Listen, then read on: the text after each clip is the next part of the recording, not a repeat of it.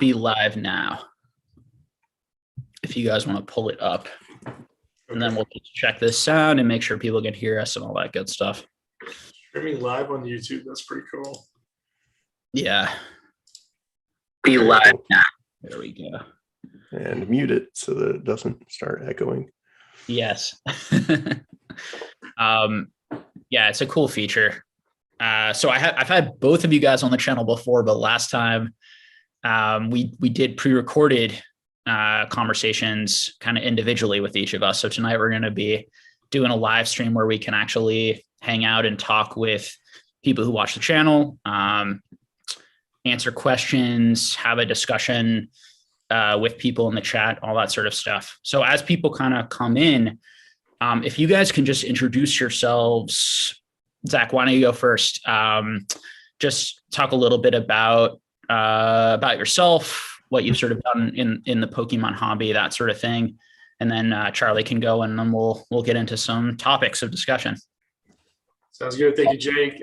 Jake, really appreciate what you've done for the hobby as far as just starting the Poke Economics channel and bringing different people on here, different perspectives. I remember when we first initially talked, it was, you kind of had your investment strategy, and I've always been that just pure collector. Maybe my decisions weren't always the best long-term, but they were just goal-oriented. And that's really just who I am. So I'm Jim at Pokemon, Zach Browning, been collecting since, 1999, had a little hiatus in the middle, high school, girls, college, all that in between. And after I started working again, came back and decided to build a collection based off what I loved, which was WotC, Wizards of the Coast. So 1999 to 2003, that's really where I collect and just try to find anything cool, unique in between, and, just keep it going. So I'll pass it off to Charlie. Hi, I'm Charlie Erlacher. What do I do? I collect Pokemon cards, and that's gotten me into all sorts of trouble. I've always sort of had my niche has always been like just the rarest English cards that I could find. Always felt pretty connected to English cards, and even though I've now gotten like into Japanese cards and the trophy chase and all that, I still feel like English cards are kind of like my thing. In terms of like what I've done, I had the first like collectors convention that ever existed for Pokemon cards. That was pretty cool. I was the first person to ever become a full-time Pokemon subject matter expert for a company. So that was pretty cool. And both of those have created some really cool opportunities and spin-offs into the hobby that a lot of people have been able to pursue. And so, those are kind of the main accomplishments. I was the director of operations for Legacy Collectibles for 4 years and 3 months. And I left that job about a year ago. And now I have a company called Blackheart X that I've been doing like side supplies stuff. That's a slow moving company because of supply chain issues, but it's still cool. It's a fun project. It's the first thing that I've been able to jump into that side of the market. And all through all of that, I bought and sold cards because I just love the cards, and I don't even know if I was even losing money, if I could stop buying and selling the cards, because that's what I do. That's my blood now. So yeah, that's me. Hi, nice to meet you. Yeah, I've really been, I made that like addiction video on my channel not too long ago, opening up a little bit about my own sort of like habits and how I collect sometimes to deal with, anxiety or feeling kind of down about my job, or just sort of, I might go online and like buy something to get that rush, or better than that, at least go like look at my cards that I already have. So I'm not purchasing more as a pick me up. And I think that particularly with these things being so expensive, and collecting definitely being a very rewarding, fun hobby, whatever you sort of collect, but also can be a tricky one, in terms of it can cost a lot of money, take up a lot of space. Then have to take care of your collection, and your collection can become a burden on you, all those types of things. It's really important, I think, to sort of look at that stuff and reflect on that stuff. And I know for myself, and going off what you were just saying a little bit, Charlie, it is hard to imagine like like I've been taking a little break even just in 2 weeks. And it's like the first 2 weeks in a while that I haven't been actively buying as much. It is interesting when it becomes like very much part of sort of what you do. How about you, Zach? Like, do you find that as a collector, how do you balance all those issues for yourself? I'm not sure what you want to share and what you don't want to, but I'd be interested to sort of hear your perspective on it. You always have things that pull you each way. Every single day I do something Pokemon related. I find a lot of joy in kind of the one-on-one conversations, whether it's Instagram, Discord, or people I've met over the years. And, these relationships, some of them are, 1 year, 2 year, 5 years, 10 years. And you just know these people inside and out. And I try to keep the balance with just a little bit every so often. I never want to, the people that come in gung ho, go too hard, spend all their money, and they just burn out. Those are the people that, they don't necessarily stick around. So I just try to take it in small doses. And recently I've gone a little bit more quiet, just trying to see if how that changes. But it seems like every day you wake up and you go to bed, you're doing something Pokemon related. But I try to have different facets of my life. So, you got the work sort of piece, you got the friends piece, and you got kind of the Pokemon community and all the different levels there piece. And I've generally kept those three pretty separate from each other. But as of late, they have blended much, much more. And I'm still trying to figure out how that works. So I feel like I meet more people that are in more than one area. And like just the other day, I had someone at work and I got put on another team and they were trying to do a little background on me. And first thing they noticed was Pokemon. And I was like, well, I don't usually tell people at work I'm into Pokemon. So that was a very interesting conversation because you can't just say, hey, I'm into Pokemon. It's like, hey, give me 10 minutes of your time. Well, let me really explain what's going on here. There's much more to it than meets the eye.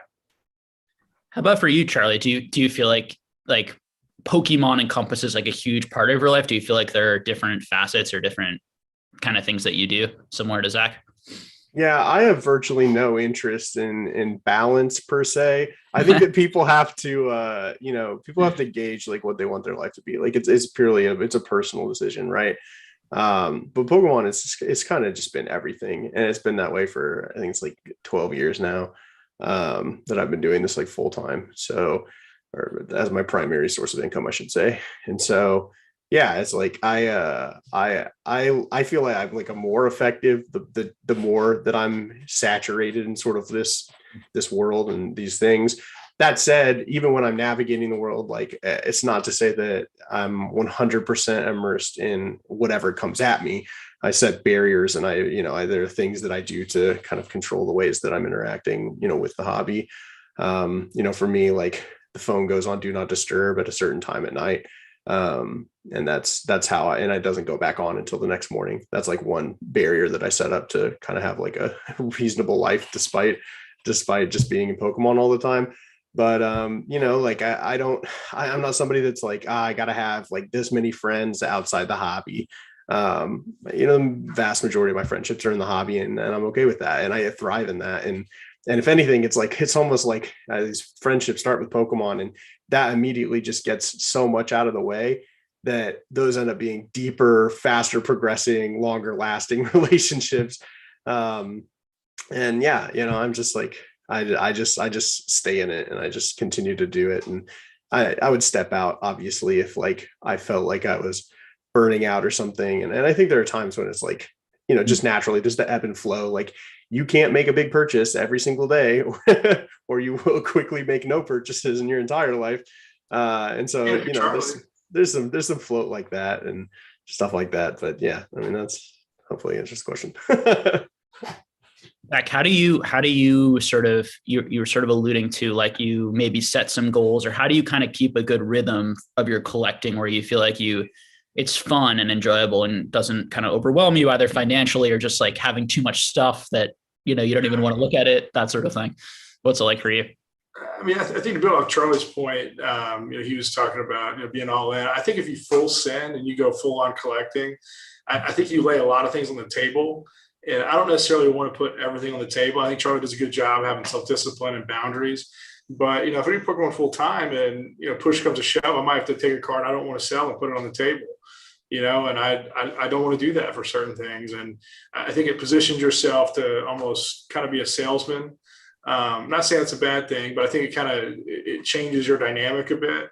And I don't ever want to be in a position to, question, my, objectives or goals, what I'm trying to do in the moment. So I don't know, Pokemon's gonna be around forever. That's another big risk. So is it gonna be here 5, 10, 15 years? It's a pretty good chance. I think we feel more confident about today than we did in 2016, 2017. But I think just kind of keeping that balance for me kind of reduces the risk. And it also, other parts of my life are very, very fulfilling. And so it's not that I feel like I have to have those, I think Pokemon's great too, but it's like, why not just build a life full of everything? And so I think if you full commit to Pokemon, I think it just changes mentally the dynamic just a little bit. So I just got. I think it's also a little bit of a conversation of like, am I, purely sort of a collector? And then when I interact with people, it's purely like out of friendship or just out of like, common enjoyment, love for the hobby? Or am I connecting and working with people to sell to them, to have business partnerships, to, network, build my brand, and sort of like, what am I doing? And probably I'm doing a little bit of everything, to kind of your point. And maybe Charlie can relate to that too, where it does, when both your work and a lot of like your hobby and a lot of your social life too, can all be like in the same sort of thing. Yeah. How do you do you need to keep those things separate? How do those realities shape your decision-making day to day? And I think the point that's interesting is like burning out, or what does that look like? I know I've had people come to me and talk to me about burning out or worrying that they're spending too much. And I think a lot of that also came this year with just the FOMO of like, I need to own everything right away, or I need to own, like, in order to hang out with us, you have to have like a massive collection. I've had people come to me with sort of that sort of attitude of like, it's not even like I'm trying to start a Pokemon business. I just want to be part of the club. I want to be, which is really only true for Master Scroll owners, right? No. You guys are ridiculous. Like if I ever go to a card shop, I'll never like introduce myself or anything like that. I'll say, hey, just try to check things out. I'm Zach, just try to keep it very, very low key, and you'll be surprised what you encounter out in the wild. Just being at conventions and stuff and not really having familiarity with everyone's faces and stuff. Some people come out and they'll be like, oh, I've got the best collection of this in the world. And they're like telling me, trying to pitch how great they are. And like, they have no idea, I collect at all. I'm just asking them questions about different cards and different things. And I think if you can just, stay humble, stay grounded, and just try to, find joy in what your passion is, what you collect. There's some of my favorite people in the hobby don't own a single card. They're just passionate about the lore, the history, the hobby, the information. They write articles. They know all the ins and outs. They know all the people, but financially, they just don't put anything into the hobby. They collect, and they're really, really good people. And some of them I talk to all the time. So I think, recently people's attitudes in the hobby has changed quite a bit. People's motivations have changed quite a bit. And it's not the same it used to be, 5-6 years ago. And, I think change is always tough and frustrating. But I don't know. I want to recalibrate. I want to get back to, a good core group of people. And I think it's hard to cut out, certain people as I get older. I find it easier and easier to cut out people. Even if they do no wrong, it's just, this dynamic just isn't healthy for both of us. So, there's a lot to say there, but I'll pause. I was talking to one of my friends this week about how sometimes I will like go an hour with cards in sort of like price mode and in sort of like money making mode of like, how am I going to make the most money off of this? And I like won't even have like actually engaged with the card at all as a collector or as someone who like grew up with these cards and appreciated them. And I'm not someone who's like, that's a big problem or that's a big issue. And I think that part of it is like, there can be these tensions, and some of the gatekeeping I think we saw this year, there can be like these tensions between people who want to create a business, between people who don't want to think or talk about money or talk about the market, versus people who like part of how they enjoy the hobby is thinking about the market as a game and talking about the market. And even there's a hobby aspect of like I'll be in my Discord, Patreon Discord with people, and we'll just have like 4-hour long conversations about like the market and about economics in general. And it's really, part of it is really just hanging out and enjoying kind of spending time together. We have a shared interest in that sort of thing.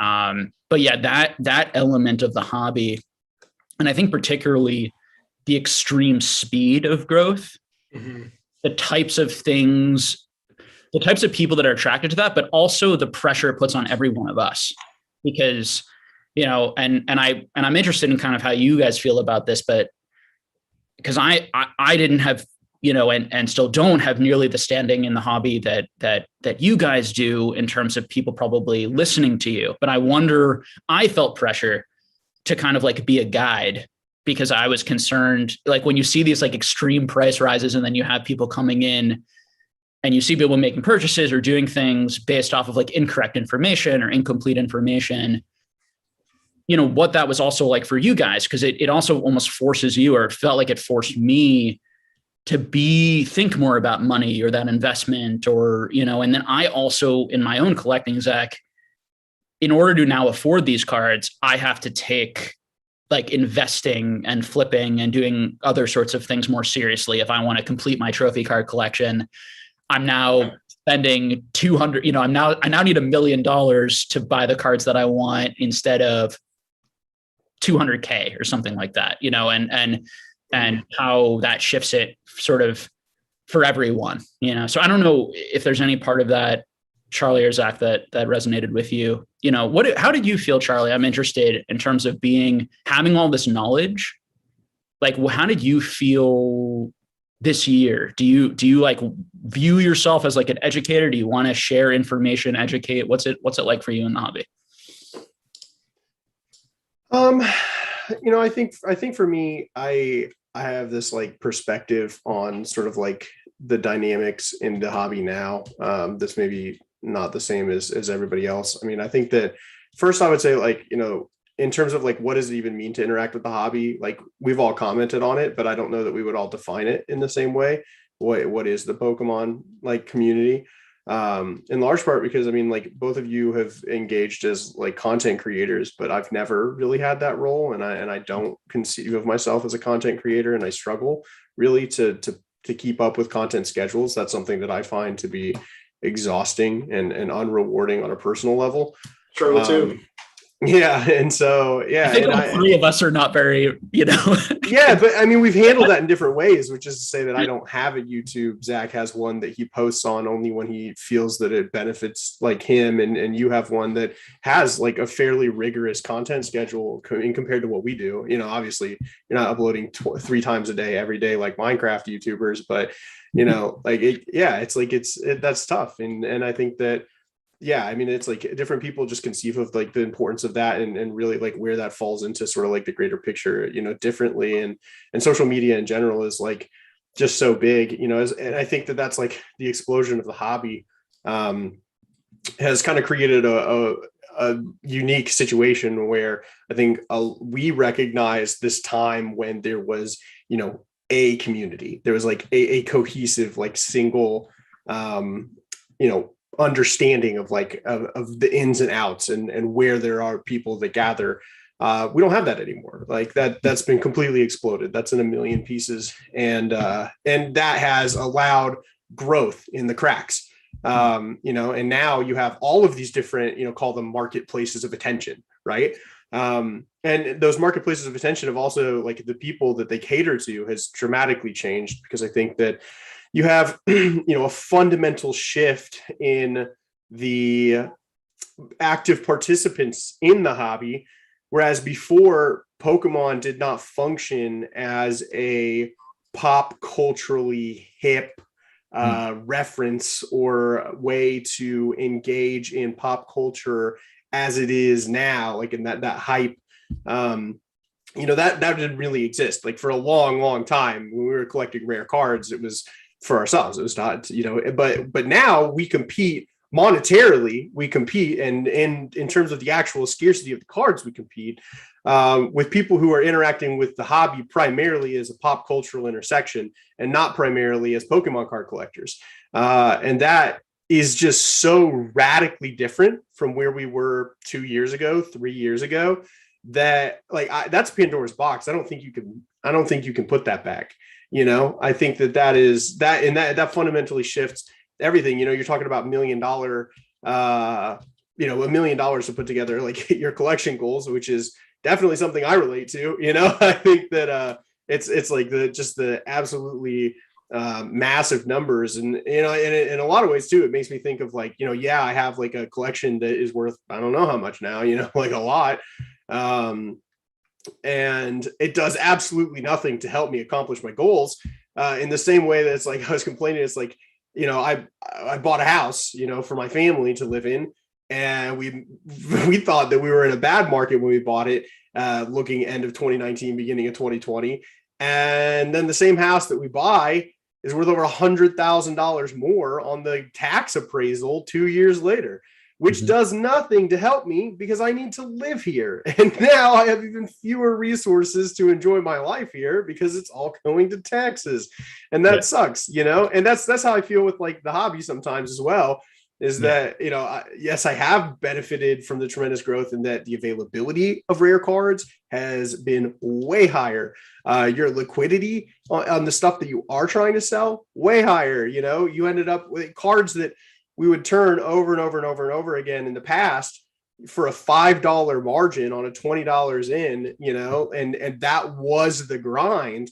You know, now a lot of that inventory just completely disappeared in 2020 when those cards started going for $100 a piece. And so like, how could you not cash out? You know, how could you not get rid of your inventory? But now everybody has to rebuild, because it's like, if you're somebody that was in beforehand and your inventory was wiped out in 2020 when the market was ridiculous, and, you know, and now you're on a decline. I mean, yeah, sort of there's a sense of like fear of missing out. But, you know, I feel like one thing that, at least for me, is that I don't really feel like I experienced the hobby as it's happening. A lot of times I really feel like I am like not totally sure how I felt about something for 6 months. And it just takes me a really long time to like feel and settle into sort of like where the hobby is. And I kind of think of it in like multi-year terms most of the time. And I've said before, like when I buy something, like I very rarely sell it before the 2 years has passed, because I just don't, that's just not how I think about it when I'm buying it. And I just don't think that you can do that much with that.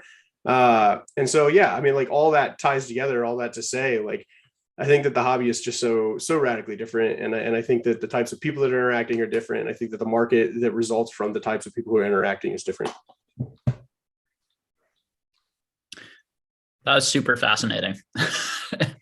Thank you for sharing all of that, Charlie. Seriously, it's really interesting because we're both kind of talking about what it's personally like, you know, in that. And I think you were alluding to this a little bit, Zach, you know, like what it's personally like for you. Like, are you enjoying this situation and scenario as much? And then Charlie also talking about it, you know, the enjoyment aspect, but also what it's like financially to be able to continue to enjoy the hobby. And then the grind of sort of the business side of like, well, I sold a lot of my inventory now. How am I going to like rebuild that inventory? And we could talk about this, you know, tonight of like, how are you rebuilding your inventory? What are we looking at? You know, where do we think the market is going to go? Because I think a lot of, for me, I know personally, I feel like the market can go in a number of different directions. I'm not really sure exactly where we're at and what's going to happen next. I also just think like the global economy and where we're at is, you know, a lot of questions, a lot of, you know, feel like I'm a lot of uncertainty. I think a lot of people have a lot of uncertainty. Yet people are still buying because they enjoy and want to be here. Thus the market is still strong and people still have collection goals and love this stuff. But it's, you know, where is Pokemon? If Pokemon for the next 3 years is no longer a huge money-making opportunity for people, or it becomes more back to that sort of $5, $10, $15 grind, what does the market look like then? You know, do we shift back quickly to where we see certain items go up a lot? You know, how you manage sort of your business decisions. And we can kind of go anywhere in that. But I guess I want to open it up a little bit to just a sort of a broader question of like, where do you guys feel the market is right now? What do you think is going to happen next? Those types of questions. What are you and then what are you personally doing about it as a collector, as a business? Charlie, you want to take it? Sure. Well, I mean, I'm still buying the cards that I want and that I like. I mean, that's like the first thing that I'm doing about it. Nothing in that sense. And I don't think that a whole lot of like the fundamentals of how I purchase or how I sell has changed. I would say that I think that the ways to sell has changed a little bit. In that I think that you have to really commit to a model of sales. And I don't know that I used to be able to play all sides. Used to be able to do the social media selling, and then if you were going live on Twitch, I mean, you probably didn't have a big audience, but if you built up a community or something, you could do that. Some people would also have a physical store, and then everybody would list on eBay and periodically send it to PWCC to save on auctions if they wanted to do auctions. And that was kind of like, for a long time, that was the grind. Now, I personally am.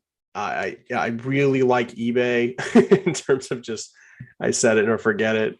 There's so many tools now for being able to kind of like track that over time. But I also know there's, these people who are like, I've seen Zach, I've watched Zach now on Whatnot, and I think that like this like live streaming culture that has formed in the last couple of years is incredibly cool. It's super cool. And it opens so many possibilities for that real-time interaction, and so many possibilities to I don't think it so much like takes community and then makes a market out of it. I think that there's always been a community-based marketplaces in hobbies. I don't think that ever goes away. I think that's a fairly ubiquitous experience for hobby-based sellers. I mean, that's the whole point of like the local card store. When people think of a local card store, they think about the community that forms around it. They don't actually just, because that, if they were just thinking about like putting product on shelves, then they wouldn't really have a preference versus a big box retailer. But nobody's doing a local meetup at their Walmart. That sucks. So, there's a digital version of that as well. eBay is kind of like the big box retailer, in that it is kind of like the sterile, boring interaction. So I think that's like one of the main ways that the market has changed. Is sort of like, I think that people who are selling in it have to kind of like decide what they're going to do. And I think that you really have to kind of like set your business up to be on track to produce in a certain way.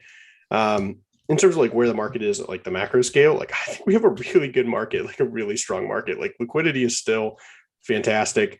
Kind of a lot of the doomsaying didn't come to fruition. Like were there corrections in pricing? Like, yeah, I mean, I think we knew that like PSA 8 unlimited base hollows, like that there were a hell of a lot of those, and that they probably shouldn't be at the prices they were at. And so some of that stuff came down, and I don't think that anybody was surprised. I mean, except perhaps the people that were purchasing them flipped them. And so, yeah, like I some of that retraced, but it didn't really have like a strong impact kind of like on me or like how I'm viewing things.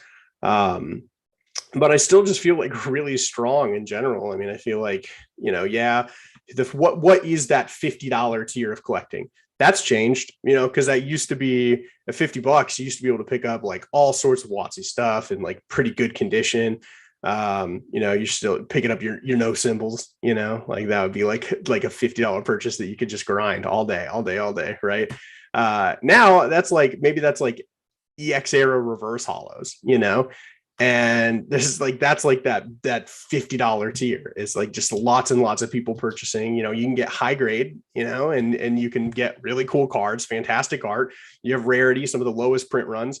And so, but the timeline shifted a little bit, and I think that I think that will keep happening because, we're still producing cards. And so like, if we'll go further and further and further, and you end up with like these eras that produce themselves over the market shifts over time, and the scarcity, availability, and the price points that comes. Because I think most people personally, this may be a bold statement, I think most people's collections are driven by the price ranges that they're shopping in more so than they are in like just what they like. Because the reality of it is that like Pokemon cards are really cool, and there is so much to explore at all of these levels and all these price levels that I think people a lot of times, like, they find their like economic comfort level first, and then in there they start to explore. And I think that's fantastic. I think that like that ability to like choose and be guided and have the full Pokemon experience, regardless of how much money you're spending, is one of the things that makes Pokemon like the best, like truly the best. And I love that so much about it. But yeah, I think that's I think that's alive and well. I think that, you know, the only thing that's changed in the market is just sort of like the exact price points obviously changed. They're always changing. They're always in flux. And I think people just get too focused. They get too focused on like these like specific grades of these specific cards. And they're just looking at that needle. And then they go, this is the whole hobby. This is everything that's happening. Whereas at the macro level, a lot of those changes are just adjustments in terms of like what tiers different things fall in. Maybe we have new caps, you know, that are added at the top. And you have, you know, new people who are interested all the time. And, you know, it's a bell curve, you know. You have some people with like ridiculous financial capabilities that get in at those super high levels here and there, but not a lot of them, like a couple people, because that's just the reality of people. You know, if you throw 100 million people at the hobby, like you're going to have a few over here, and a whole bunch of people everywhere else, you know? And I see that just panning out. And I think that's kind of like my take on what's happening is just, there's been some realignment, and that's great, because what that does is everything was settled. All the sediment was at the bottom. People stir that up. They mix up the pond, and now there's new life. Now there's new opportunities, and you're seeing growth again in niches, and you're seeing new populations, new communities start to thrive. So I want to hear Zach. I want to hear Zach. I want to hear your broad take, Zach, and then maybe we'll go into some like detailed conversations about different parts of the market and specific areas. Yeah, I mean, the market's always changing. I think it's good when you can connect with everyone. You kind of get a feel for what is happening in the market kind of before it happens. And you never really know what's going to happen. But, you know, if you're talking to people, it's like, you know, I think that $60,000 Charizard on eBay is a little low. Now, are you in a position to buy it? You know, maybe not. But the thing is, you kind of get a sense for what's happening before it happens. I think prices are going to continue to come down. I think they're going to continue to come down for a little while. Jake, you kind of mentioned the $10 to $15 comment, those margins. I do think margins will tighten. I think they'll continue to tighten. I don't necessarily think that means low prices, but I do think tighter margins overall will occur. I'm really interested to see the volume of transactions over the next year, 2 years. I continue to get really positive feedback from a number of people entering the hobby, starting their collections, finding what they like. You know, when I first started, I was buying first edition base PSA 9 hollows. And that was one of the first sort of, I guess you call it investment, or, you know, sort of above what I thought was a fair purchase. You know, if you go to the movies, you're spending $10, $20. You know, if I'm spending $100 on that PSA 9, to me, that was a little more than I was comfortable. So it's a non-casual purchase, right? Yeah. I was buying it for a purpose. And so, you know, once you broaden, you know, your knowledge, your scope, you learn more and more about the hobby, the intricacies, the ins and outs. You know, who's got 70 no stage Blastoise in their collection. So maybe, you know, you don't want to necessarily pay $1,000 for one. You know, little details here and there that help you shape good market decisions when it comes time to buy, I think is really, really helpful. And I think that takes time to grow. So in 2012 and 2014, the knowledge on the hobby was nowhere near it was today. I thought I could interact with someone much, much newer in the hobby in 2017, 2018, and they would have a reasonable understanding of things that took me a year, 2 years, 3 years to figure out. And even today, you know, if someone gets addicted, they spend a weekend binging the right videos or the right content or the right, you know, website, E4, Discord, you know, whatever it might be, they can bring themselves up to speed relatively quickly. This hobby has always been very pro, you know, free knowledge or free everything. I mean, yeah, there are some people that, you know, demand money for different things, but generally, if there's something you want to find out about the hobby, you can find out about it for free, unless it's Ken Sugimori signatures that Scott's gonna withhold for whatever reason.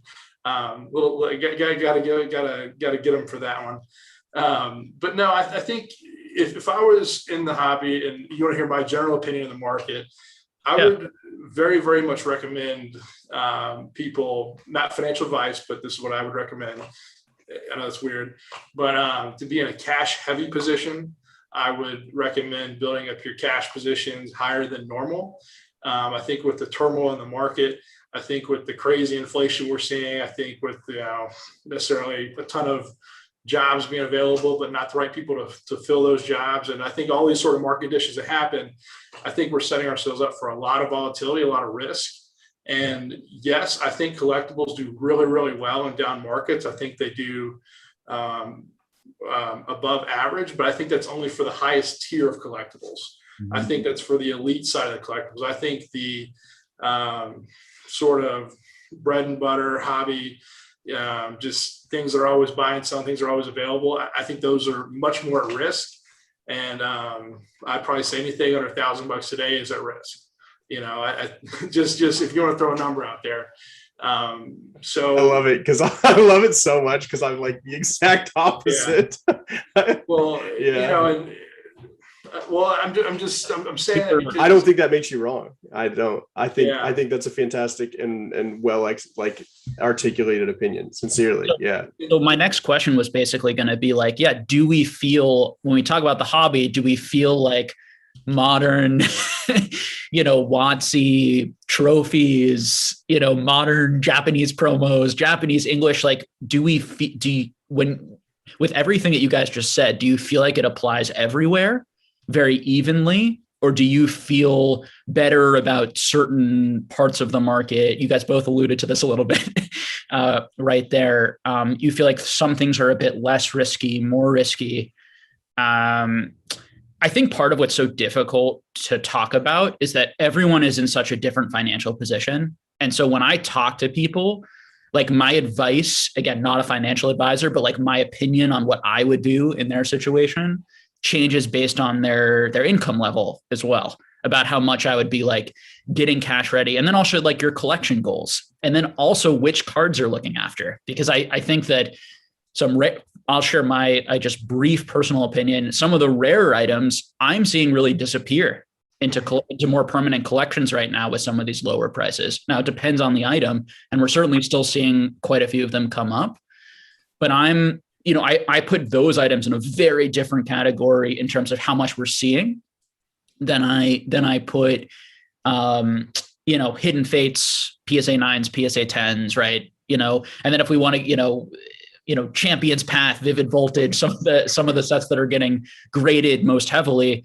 And there are a lot of collectors who want to know, when is the right time for me to get my PSA 10, version of all of those cards? When's the right time for me to buy the sealed product? Should I buy it now? Should I hold it? Can I make money there? There are all these types of questions.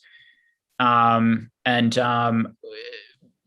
if you guys want to take that sort of in any direction you'd like, to start, it sounds like you guys were sort of disagreeing maybe a little bit there, potentially around what are the safer cards, where, let's hear your opinions. Sakari wants to know why your opinion's different. Let's hear the rebuttal. I think optimization moves around a lot. I think that optimization is kind of like the number one thing I focus on when it comes to like pricing. I think that it's a lot easier for a $5 card to become a $10 card than it is for a $5,000 card to become a $10,000 card. And especially, I think that the $5 to $10 like movement, even though it accomplishes the same percent gain, happens a lot more frequently, and it allows you to compound on the opportunity over and over and over again, which allows you to just be astronomically more successful at scale. That said, a lot of that comes down to just sort of like how you want to invest and what kind of a person you want to be, like in terms of as a seller. Like a lot of people aren't interested again in having a million day traders, interactions with the market. And so, yeah, I mean, for me, like when I see like a good Charizard card that comes out that's obviously underpriced, that, a lot of times that's Japanese cards from my experience, that, it comes in and the Charizard card like has, tremendously gorgeous artwork. I know that there's not going to be a ton of them, and it comes in, it's like $9. And it's like, and the market will eat 1,000 of those, like, and it will, and like over time. And in fact, a lot of times when it comes to sort of like affordable but high quality in terms of fundamental cards, that inventory actually gives you power. It gives you the ability to leverage in unique ways. You could start partnering with companies and doing all sorts of crazy stuff that just isn't available at the small scale.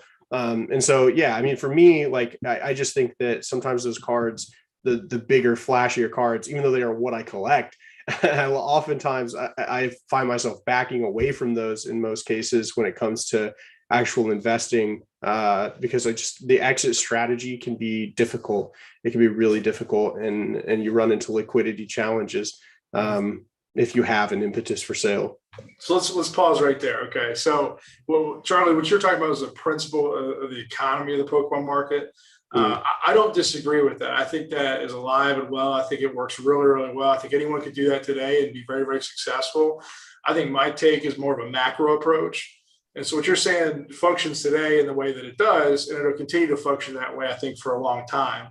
But I think if you say, all right, this is the size of the pie today, what's going to happen to this pie? I'm not trying to pick out which cherry or which sort of whatever within the pie. I think that's within the confines of what's there. But I think from a macro approach, I do think that things will sort of condense a bit overall. I think you're going to see competitive grading prices come back. I think you're going to see a number of cards and collections that are just easier to grade at lower prices just hit the market. I think you're going to see people grading cards for $20-$50 a card that they probably wouldn't have graded for $50 a card, 2 years ago. I think that wave of inventory is just going to really suppress whatever the demand is for quite a while. I think that might be like an 18-month sort of range or 2-year range. It's really hard to judge. I personally didn't send off everything I could have because I didn't know where the hobby would be in 2 years. I didn't want to risk having a $500,000 PSA bill and not be able to pay a $500,000 bill and going bankrupt, or being forced to sell whatever. And so I sent off what I was comfortable with, and I said, I think this is a pretty aggressive approach. I don't want to do more. I know Charlie went full send and he did it. So I wish I would have done what Charlie did, but hindsight's 2020. Now, I think what Charlie mentioned with taking the lower value cards and having a greater sort of return or greater margin on those, that is absolutely true. I think a lot of businesses, they make a ton of money on rotating inventory, just that working capital. If you can flip something 20 times in a year, you're going to probably do better than buying a $10,000 card and selling for $15,000 at the end of the year. It's like, yeah, you made $5,000, but this one dude probably did way, way better than you, just rotating, keeping the business operations going. But the cards that come in at a lower entry point, there's a lot of work, there's a lot of risk, there's a lot of sort of bodies, there's a lot of labor, there's a lot of things that make that successful. And if you aren't willing to put in the time, the effort, have the infrastructure, have the controls in place, really, fully dedicate what it takes to turn a $9 card into a $200 card in 3 years, you're not going to realize those margins. You're going to sell it after a year because you're frustrated your $9 card's only 15 or whatever, and you're going to sell it too early.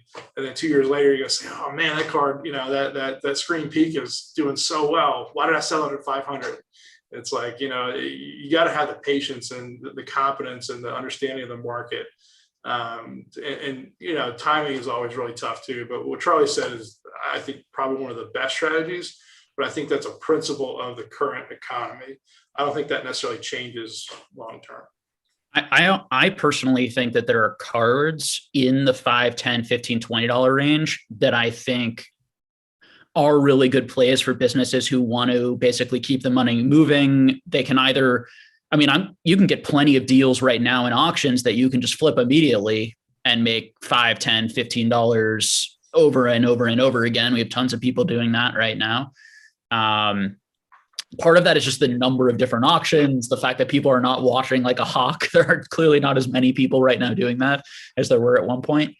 I do wonder though, are there other $5, $10, $15, $20 cards that in a year from now, and particularly from the Sword and Shield era block, and particularly because a lot of these cards are really only being graded by CGC and have not yet been graded by PSA, and people probably have endless stacks of them waiting at the $10 tier to grade, for example, when we talk about that sort of like supply side. is there a scenario where those cards that are selling in a PSA 9 for $10 and a PSA 10 for $20 are going for $4 or $5 or $3, and people are fire selling them and or just need to hold them for a really long time in order to get out of them? We have seen a little bit of that in the past. Like I was picking up this was back when I was picking up like PSA 9 level X's for like $10 to $15. And at that time I could pick up like unlimited based Charmanders, like a PSA 9 for like $4 in like PWCC auction. You could pick up like these cheap slabs that sort of nobody wanted at the time, right? What if we see a scenario where you go onto eBay and you see a listing and a guy has like 150 listed at once of like the Champions Path Charizard or the Hidden Fates, GX Charizard, for a card that is just super, super high supply. Then it gets into your point, Charlie, of like, how deep is that demand? How rapid can those cards be eaten up? And one thing I always talk about is that as long as the Pokemon hobby does well, those cards will very likely be fine as well, because there's going to be a point where they get cheap enough if a disaster happens where now there's no longer any incentive to grade. And so eventually the supply that is already graded will dwindle, and then the price will drift back up to that like $15 PSA 9, $30 PSA 10, type price, which is the only price that it makes sense for someone like Charlie or me or someone else to start submitting them again in bulk, which might drive the price back down. Great example in vintage is sort of your first edition commons and uncommons, like Jungle Fossil, these types of cards that people had so many of them, but there was never an incentive to grade. We had this bottleneck at PSA. Prices went from like $50 to $100 for a PSA 10 first edition Eevee. Now they've come all the way back down to 100. You've seen a 90% decrease based on that sort of supply model. I'm wondering if that same sort of thing could happen in some ultra modern, and then what would it happen to? What wouldn't it happen to? And Charlie, I'm wondering kind of like, what do you have in your mind of some of, you don't have to say specifics, but do you feel like there are safer things that you feel like better about those supply and demand fundamentals, that you feel like the demand is really high, but the supply maybe isn't quite as high as some other things? How do you respond to sort of all that thinking, that worry? Do you feel, and maybe you think I'm worrying too much and no cards, that applies to no cards and every card will sort of be fine? I think that generally people severely underestimate the demand for graded cards. I think that most people don't generally understand sort of like how graded cards work. They think graded cards are a market. I completely refute. Like I do not buy that thinking at all. I believe that graded is a subsection of other existing markets. And so people that are looking for graded look for graded within the markets that they're already looking at. And then there's priced in the condition, et cetera, time value, all that other stuff that grading comes with. And so, I think that in terms of like this idea that just these cards are going to come back from PSA and the whole market's just going to disappear. Like, I don't think that's real. And so that already, like, you're going to get a lot of people that disagree with me there. I think that we have already gotten back an absurd number of cards. I mean, it's like PSA is like last month did over 200,000 graded Pokemon cards, and they announced that. And like CGC, look at CGC. I mean, they announced that it was 1.3 million now have been delivered like back to customers, and I just don't see like this extreme market saturation where graded cards have no premium that everybody's talking about. So Charlie, like I'm targeting like the non-hollow cards that have 1 million to 10 million copies of each card. Oh, I'm not even responding to you. I was responding more to what Jake was saying there. Let's pick like amazing rares from Vivid Voltage as a good one. Just as a very specific example of sort of what I'm talking about potentially. Sure. I like those. Yeah. Because I paid $15 for CGC 9s. If you want to sell me a CGC 9 Amazing Rare at $15, I'll take it. I'll send it to PWCC and I'll sell it back to you in 5-10 years. And I have bought 3,000 slabs in the last 3 months. So I'm certainly putting my money in all at around a cost of like $8 to $12. So I actually am bullish on this, or fairly bullish on this, although I am focusing on specific cards, and other things I'm less. So I don't see them as all the same, is part of what I'm getting at. Like, and I do think that, particularly when we're talking about Sword and Shield versus Sun and Moon, or X and Y, or even like some black and white cards, like black and white hollows, or Diamond and Pearl era hollows that I can still find for some cheap deals, occasionally, or WotC hollows. Like, is the amazing rare safer than like the PSA 8, PSA 7, like WotC hollow unlimited? Is it all basically the same in your mind? And it's not worth kind of trying to pick the best thing because it's all going to get gobbled up and be fine. How do you feel, Charlie?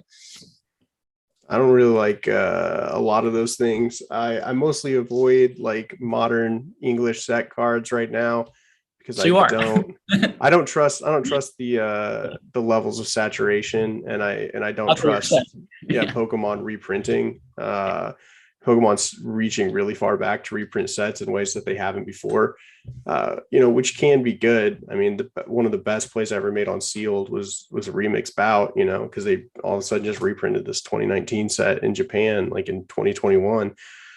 I don't really know why they did that.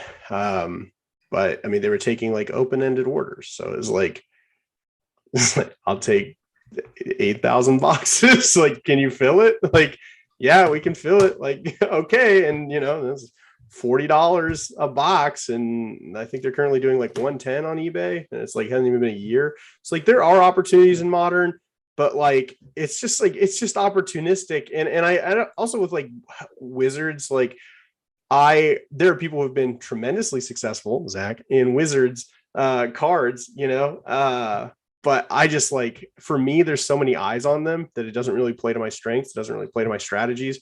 So I usually just kind of avoid those. With English, I'm looking at like promo cards.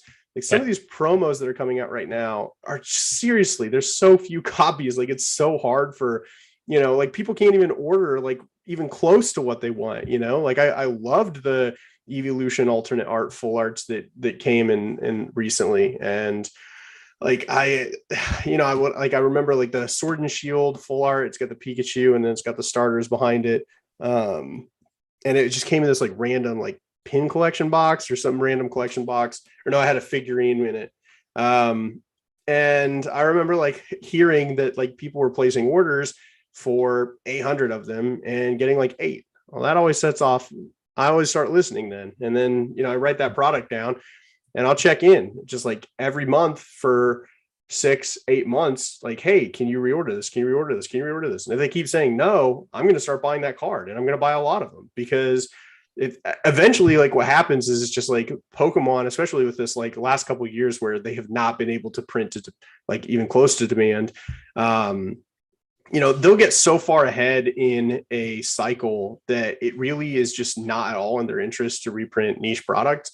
They don't benefit from it. If they're going to reprint anything, they're going to reprint booster boxes. They're going to reprint, Darkness Ablaze ETBs. Like they're going to reprint, something random that, they think it's just like, there's not enough of it out there. And it's very rare that they end up, reprinting like promo products. So, I think there's still like opportunities coming up like that. And it's kind of my thoughts.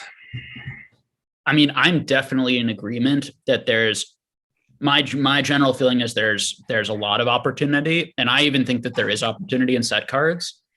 It's just which sets. So for example, like, I've talked a lot about CP6 and evolutions and how ridiculous I think the prices of all those types of things have been. But like, if I throw a card like this, a CP6, CGC9 Gyarados, I think I picked this up for like $8 or something. When you think about how expensive the box is, you think about the price of grading, all these types of things, like there's going to be a lot fewer of these than there's going to be, of this card, maybe this card's out of print. Maybe the Vivid Voltage Amazing Rares are even worse because we're getting more reprints of Vivid Voltage or Shining Fates, and the fact that most of those maybe haven't even been graded yet because of when PSA shut their doors. That's kind of how my mind goes when it goes to the low end. Do you avoid all of that stuff, Charlie, and just focus in on promos and on more rare stuff, or do you dip your toe in sort of everything like me? I'll take a little bit here and there. Sometimes when the artwork is, good enough that, and sometimes also when just like these sets where there's just like lots and lots of ultra rares, like I like the Evolution full arts. Like I think Eevee Heroes was a phenomenal set, and there's a couple sets that those cards kind of seeped into, and I think like the alternate arts look so good. Like they're just this is great cards, right? Like absolutely gorgeous cards. So like maybe I'll bet on those a little bit, but at the same time, like for me, it's sort of like a sliding scale. Like the more fundamentals that are there, like the more interested I am in the card. And so that the card not fitting my paradigm perfectly. It's not like I only act when it fits my paradigm perfectly, because I would make one purchase every 3 years, and that's just not really how it works. But it's more just like a sliding scale. Like I'll only buy as much as I'm like comfortable with. See, I know Charlie hates Amazing Rares. That's why I hate the Amazing Rares. I know he hates them. But so boring.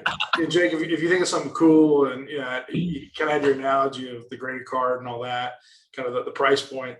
Like I just thought $15 for these cards. They're the first ones that came out. Maybe they have them 10 years from now. Maybe they don't. I don't know. I think the Rayquaza, Celebi, I think those are pretty cool. I think there's a couple others that maybe aren't as cool that, I tend to not put bids on or don't bid as high on. I might bid $12 instead of 15 or something.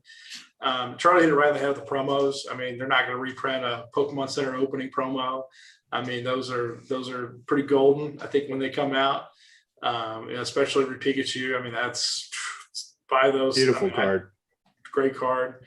I do think that the logic of I bought this CP6 Gyarados for this price, for the $8, it has to go for more because the grading costs and the value of the card. I don't necessarily know if that's the best logic. I do understand that line of thinking, but also think about how many TCGs or things that exist that are available today below what they cost, below where they're, the retail, or below what they sold for at the market. If you go by the logic, things never go down. I think when you think about the sheer amount of volume and the sheer sort of depth of the market and how many of these things were printed, there are people that they don't sell for a loss. Sometimes selling for a loss is a much better decision than holding for a gain. Many, many reasons why that's possible, but I think if you buy things on the logic that it has to be worth more because this person put money into grade and they're losing money and it has to go for more, I think it's like you're almost disregarding the core investment of the card itself and the value proposition for that specifically versus I think it's like more of a quick opportunity. I think you got to cash in the quick opportunities. I think that the thinking on something like that order of thinking that I would have would be, first, is someone going to want this card graded? Yeah. Are there already too many of this card graded for the amount of people that I think will ever want this card graded? If the answer is yes, then definitely do not buy it, because you're exactly right. People are not paying $8 for the plastic. They're paying $8 for the card in the plastic, or whatever, $15 theoretically. But if you're getting a card for $6 to $8 and you feel like this is a card that people are going to want in the future and want it graded, and I'm getting it for cheaper than the cost of grading, that is a great aspect in the value, but of course you do have to be, I am fairly bullish on like something like that. The value would also be that the booster box is $2,500. It's base set. It's the Japanese base set. It kind of, I think, looks a lot better. It's those cards were going for 50 to 100, not too long ago. Oh yeah. Whatever, it's not a make or break purchase for me, but I the $8, but I think that when I look at that sort of thing, I separate that from like an Amazing Rare. Yeah. Like me, an Amazing Rare English, like someone just paid $1,000 for a Black Label Amazing Rare. Okay. Like that is complete. Now, if you're doing that as a financial person, to me, that's a complete misunderstanding. Like that is illustrating, Zach, your point so well, that it has become nothing to do with the 50-cent card that is in there and all to do with people buying a black label or a grade. It was another interesting discussion where you've moved so far away from the card itself.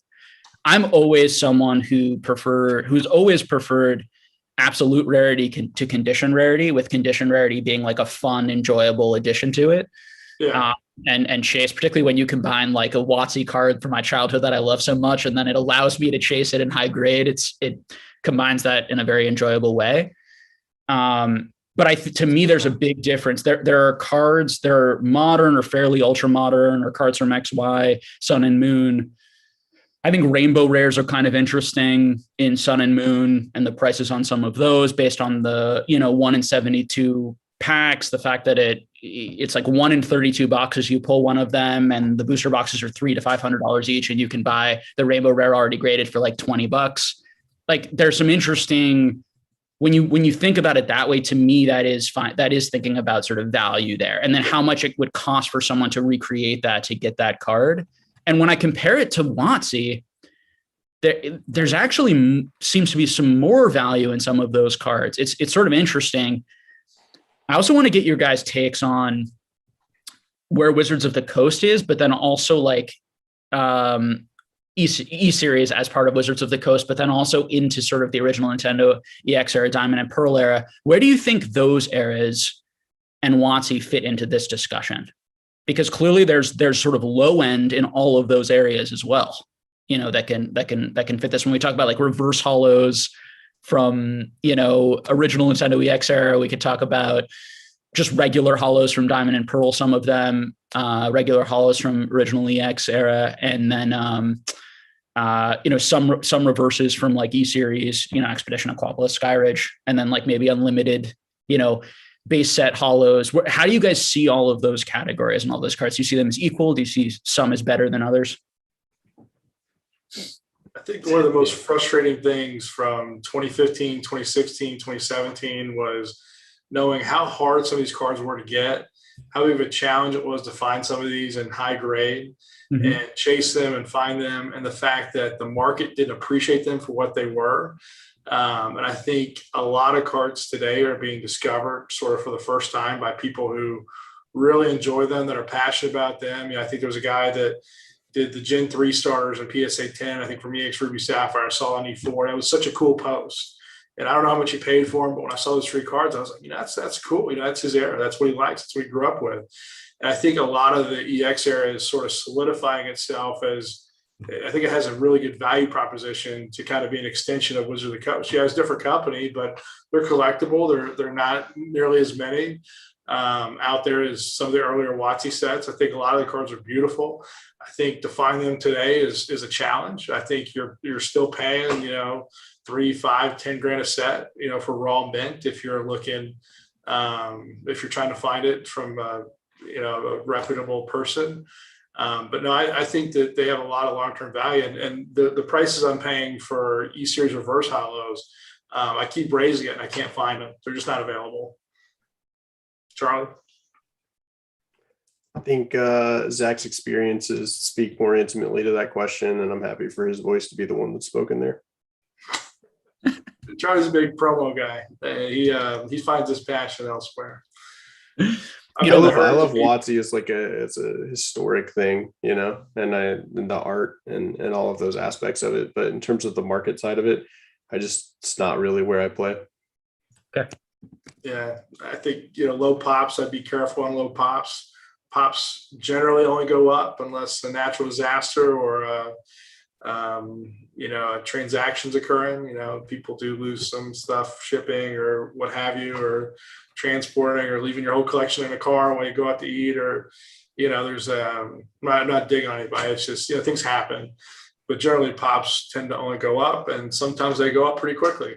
So the 2.7 cert range era, there were a lot of WotC cards, or a lot of cards that were low pop that I may have owned 50% of the market on some of those cards, and the pop literally quadrupled within 3 months. Like I got decimated on some pretty big market plays I made based on low pop, and thought some things were very highly desirable and people wanted them. And there's no reason the first Flashfire Full Art Charizard that has 8 copies after 2 years should be this price. There's no reason that, and when you have 2 years of data, you start feeling some confidence, and the print run's done. And then, look at the pop on Flash Art Full Art Charizard. It's crazy high. And so like that was a play I got burned on. And, there's a lot of other things too. Like Legendary Collection Hollow Charizard was, the 10 never got graded. And, there's like 9 of them now. It's like, it's just, things keep popping up. So the people that put a lot of money in low pops, I think they take on some major risk. And I don't know if they fully understand the risk they take on. I bought a Blissey last year, 2 years ago for 10 grand. I'd probably say it's a $5,000 card today.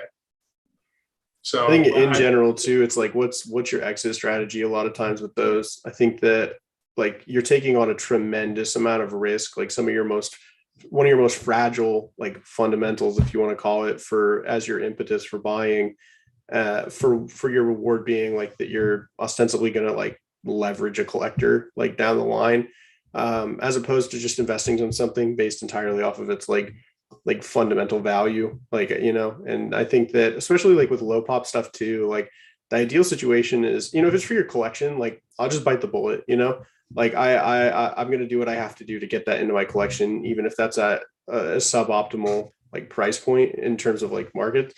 But if like you're investing in that stuff, like I'd almost exclusively be interested in buying in it at auction. And even then I'm going to do my research and see if I can figure out like who are serious bidders on this card and what are their motivations. I never make market decisions based on Pop Report, because the only times I've ever done that, it has not worked out well for me. There are times when I've made money, but it wasn't my best investments. And so I'm very on board with Zach's like caution about using Pop Reports as like a fundamental way of like pushing your like investment strategy forward. Like I would just avoid that.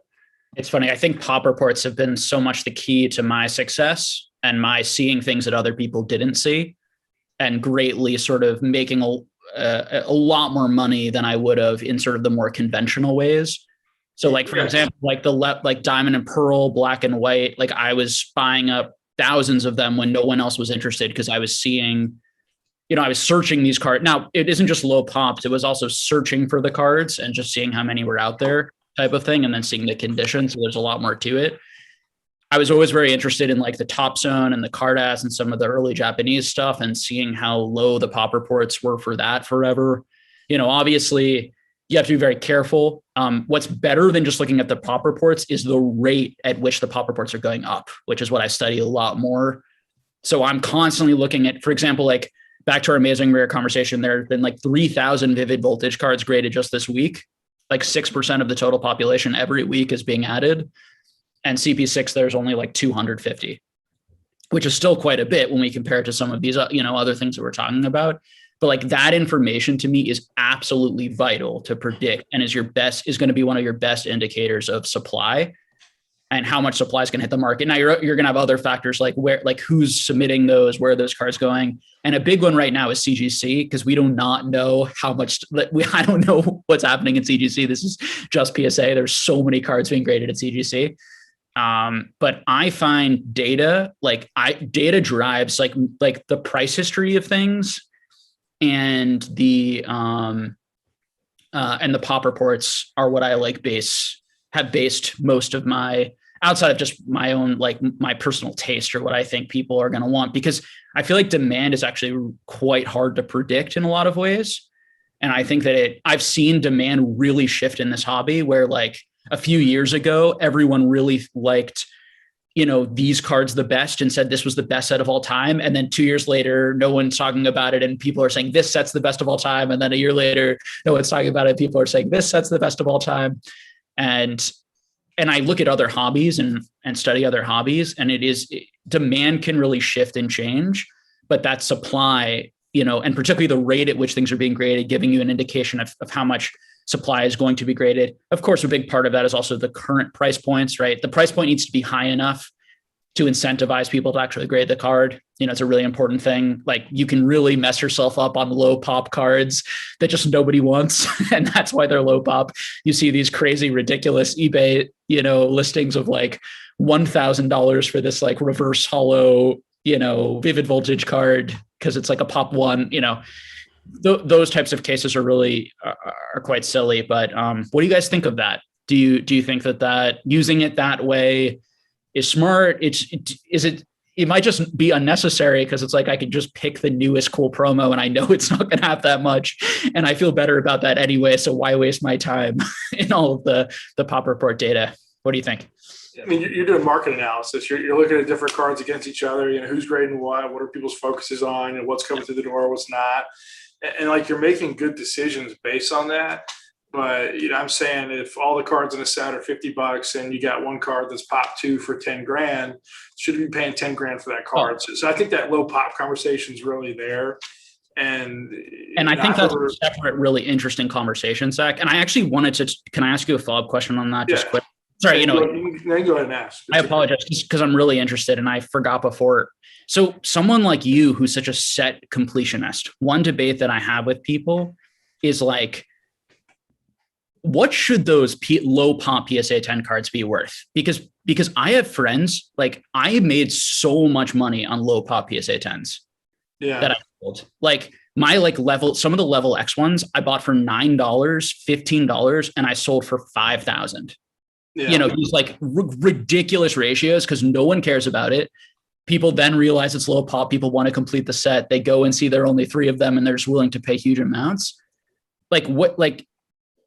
Do you think because I kind of agree with you that I think that there's a bit of a mania in that and that over time that's going to reduce. But then I have another voice that says, but what about the completionists who just have the money and won everything in 10?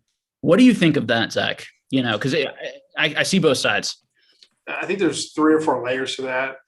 I think, one layer is there's a scope of the whole hobby. There's only so many cards that have been made that have been produced.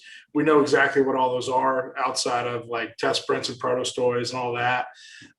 What you did, I don't think is replicable because all those opportunities have been defined. You bought at the perfect time. You sold at a really good time. May not be the highest all time, but you sold at a really good time. So what you benefited from was being early adopters, taking a risk, taking a chance, an opportunity. You use the low pop strategy to help support you. I think there's so much market knowledge, information, and people talking. And, the best hedge funds don't talk about their strategy. All the Pokemon card collectors tell everyone exactly how they did and what they made money on. And you've just exposed, what you did. And now it's going to be tough to benefit from that in the future. I think what you did is great. I think it's kind of also the approach of, celebrity made $5 million. Should you do the same thing that celebrity did? It's like, I don't know, probably not, because they did it in their own way. They were their own person. They took their own risks. They defined their own path. I think everyone has to kind of find their niche and kind of see value where other people don't. So if people think they're going to turn a $9 card and a $1,500 card, it's very, very rare, and you got to be very, very lucky.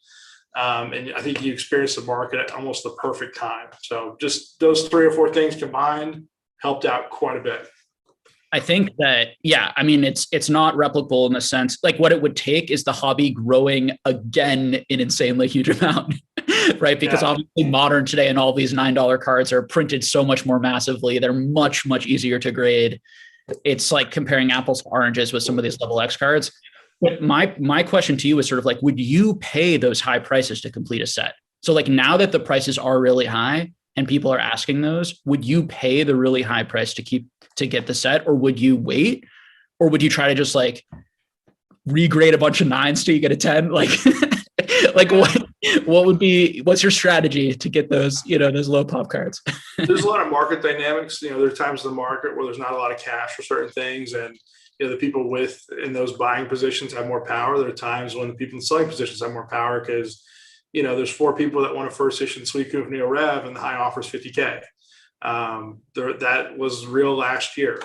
And, it really depends on the specific market, specific hobby. And, if you're sitting on $5 million and you're trying to figure out if you want to spend $12,000 on a set card, maybe it's okay. But if you got $15K in the bank and you're trying to, complete a set on a $12K card, maybe you should rethink your strategy.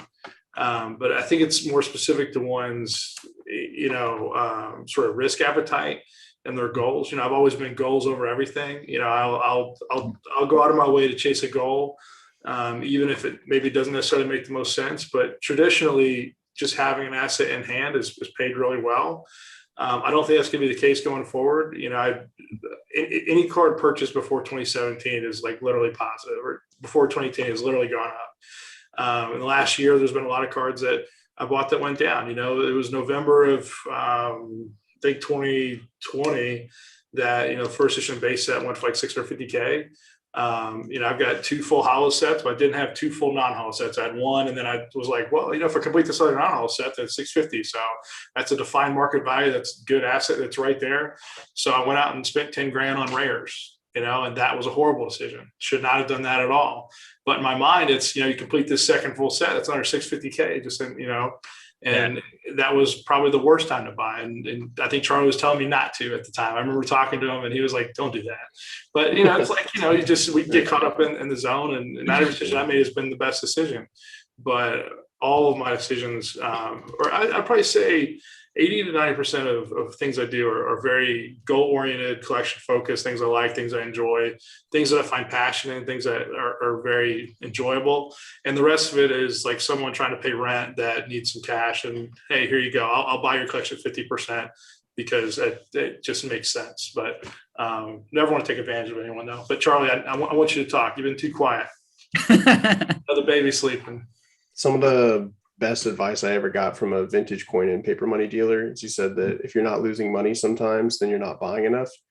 And I still kind of like hold that one really close to my heart. So I think that like if you're only exposing yourself to like as much risk as you're like permanently making money, like always positive, I don't necessarily think that probably means that you're under optimizing your exposure, not over optimizing your exposure.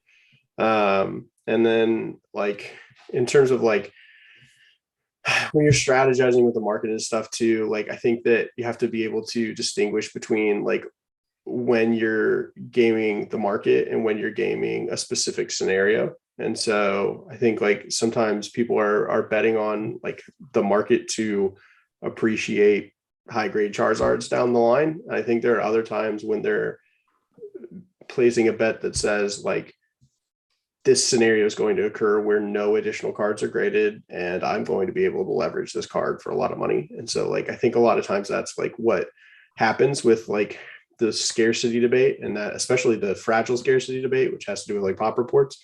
I would just be like conscientious, like, what what scenario you're playing against, and like, can you survive in a shift in liquidity? Can you survive in that? And another thing too is that people are just sometimes like obsessed with not losing money on like individual transactions, and I think that is like a horrible idea.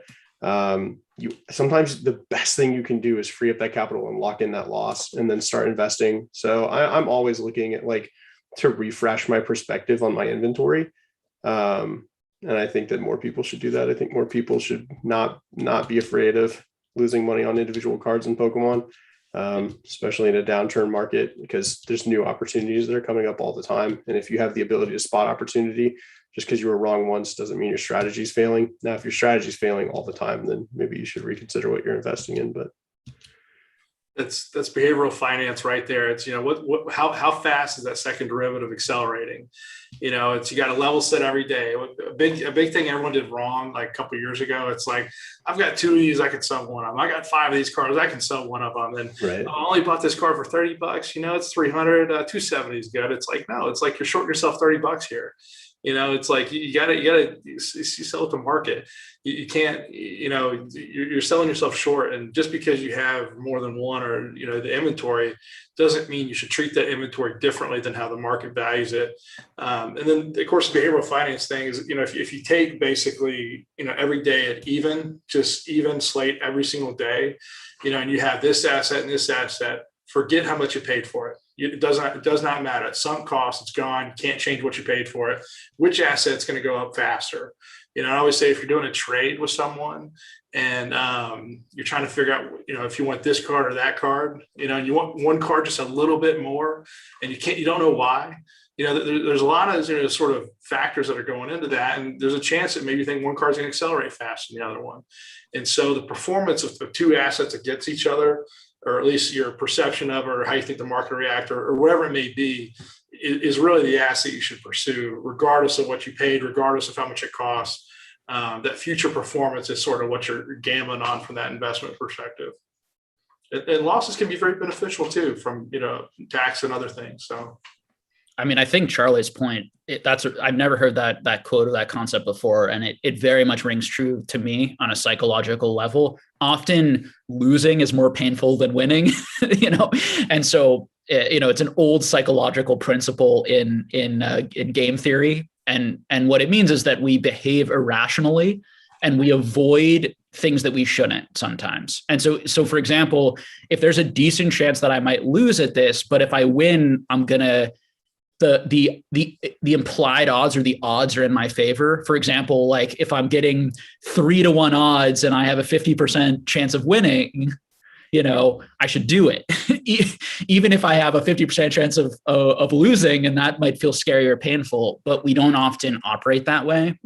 And I definitely am like that, Charlie. I like to win and optimize and never, ideally be wrong. And part of it is also that I'm not really fundamentally a business. And this is also just like really, it's fundamentally about having fun. Although I've become more of a business, and that's a whole nother thing. Where I'm at with all of that, I have no idea. We'll see where I'm at like 2-3 years from now. I might be fully quit my job, just selling Pokemon, doing the full thing. I don't know. But it's, I find that in myself. And I used to play a lot of poker, and it was also one of the ways that I started becoming better at poker was learning that principle of like, go with the implied odds, go with the odds, and stop being afraid of losing, like have no emotion and no negativity towards losing, and just go with the probability and the odds, rather than like being afraid to call or trying to win every single hand so desperately, that you're not willing to let go. Because the other way we can apply that logic, Charlie, is actually sometimes just selling a loss, because it's okay to then lose and take that capital and move it on to the next thing. Like it's perfect. Like you took a good gamble, and it's fine to lose, and it's fine to take another gamble, rather than some people will lose and then think, oh, I'm an idiot and I can't do this and I don't know what I'm doing, and maybe just give up or something like that. So I think that's an excellent quote. Really interesting. Can I call out a question from the chat from a while ago? I don't want it to get too varied, but they said, do you think buying graded cards is dead money, or can you only make money off of buying raw and grading? I think that's a good question. I mean, I can say what I want first, but it's like, if you guys want to talk on it, I don't know. For me, I just want to defer the capital basis. So the only reason that I'm interested in buying raw and grading is because I don't want to have to invest the cost of grading up front. I'd rather invest that closer to when I'm interested in selling in it. But that's only because I'm operating at scale and operating on a long-term capacity. Anytime that I'm purchasing an individual card or a high-end card, I don't really care about graded or not graded. And I often tell people that too, like when I'm purchasing a super rare card, it's very rare that I'm willing to like price in the cost of the grade or whatever, because I just don't care. Like you can give it to me raw, or a lot of times I'll run into a situation where like I want a card and the card's rare, and the person will be like, well, I got to send it off for grading first. And I'm like, that's fine, but I'm going to tell you right now that my cost of grading is lower than your cost of grading, and I'm going to give you the same offer once it's graded. So like, I don't really care what the results are. And so, yeah, I mean, there's like a lot of situations that come to mind when I read that question, but I also want to hear your guys' opinions on that question. You want to go, Jake? What do you think, Zach? Oh, I can go first either way. It's not an either or. Like I generally view that question. So there was a period, for example, where I was picking up like PSA 9 first edition holos for cheaper than like raw, what looked like 8s and 7s were going for. And I'd much rather get the 9 and then just crack it and have a beautiful binder copy for cheaper than even buy the 7s and 8s, even if I'm not interested in graded cards. So the other reason I like graded cards sometimes is because it's more likely that the person selling me this card has given me a bad photo on eBay than it is that PSA has drastically misgraded the card. Of course, PSA can misgrade and miss things, but when you buy a raw card on eBay or from anyone, there is more of a chance that there's some sort of like hidden damage, that type of thing. And then the authentication piece is nice, depending on the card, the type of card. I'm buying quite a bit of like vintage Magic right now, and I can speak from there because I'm not super comfortable with Magic yet. I like buying some graded stuff to crack and put in my binder, because then I know it isn't inked. I know it's like alpha and not beta. I know it's like unlimited, not revised, and just things that someone who's totally not an expert in Magic, I can use the grading company to kind of help me with that. But in terms of like a lot of the big money that I've made, I did make it off of grading, to go to this person's question. It was a lot easier back then, though, both because grading times were 3 points. One, there was much more mint stuff out there, and it was much easier to find stuff. And you can still go on Buyee and find some good stuff, but it was like Christmas before. Nice. Like I would go on Buyee and buy like a bunch of gold stars and then grade them, and they'd all become 10s and 9s and, make a huge percentage, right? That's much more difficult. 1, 2, the grading fee is more expensive. And 3, the most important is the time to get the card back is so much longer. And to go to Charlie's point, your money is then sitting there, potentially for longer. You're not able to flip the card, get your money back out of that. I guess that's the reverse. That's because you were saying, was that the point you were making, Charlie? Whatever. Either way. So I think all of those things, often the answer to this question is not, for these types of questions, is you have to sit and do the math. Money, business is all math at the end of the day. And you have to think about your time value, how many times you could have flipped that and moved that, versus the amount of percentage you'll be able to get, based on grading it. And for me, in order to buy ungraded to grade, I need to be getting a pretty large percentage, particularly in this climate where grading is so difficult and expensive and time consuming. What do you think, Zach? I think there's a lot of ways to make money in the hobby. Profiting from the hobby isn't it's not the only way to enjoy the hobby. But it's a quick win. It's a quick flip, and generally those quick flips, quick wins, they get it optimized pretty quickly. I had a really good job a couple of years ago, and the market sort of figured out how to do that same job, and that rate that I was getting paid probably 4 years ago is probably a quarter what it is now. Market's always optimized. And so, what happened? Grading prices went up, grading fees went up, grading times got extended. There's a lot of the factors that made it so profitable and easy and quick. A lot of those have dissipated, and they'll probably go away. I think the opportunity to grade and make money will still always be here, but you're really profiting off someone's lack of knowledge, someone's inability to price things in the market, or someone's reluctance to grade and someone's holding themselves back. That's why the margin on grading is so great. And can you sit on that working capital for a year if it takes a year to grade that card? Is it worth it to spend $500 to grade that card, One Day Express, or $150 One Day Express, or whatever it might be, and still make that money? And so the thing is, the market has shifted to capture a lot of that margin and take it away. So those opportunities aren't as available. You're not Gary grading a $1 Charizard PSA 10 and selling it to, for way, way more down the line. But in my opinion, and maybe this is flawed, I don't know. I think the way that you do the best in the hobby is by the sort of the hobby itself growing overall. Because you're getting a lot of unrealized gains, a lot of assets that aren't available for sale, and a lot of things you've stowed away, a lot of things you're sitting on. I think the people that sell the highest end cards, they sort of have the fewest transactions, but they have some of the greatest sort of gains, not percentage wise, but monetary wise. Like, I made $1,000, $2,000, $5,000. Generally, the people doing that aren't making nearly as much money as the people flipping the lower end stuff.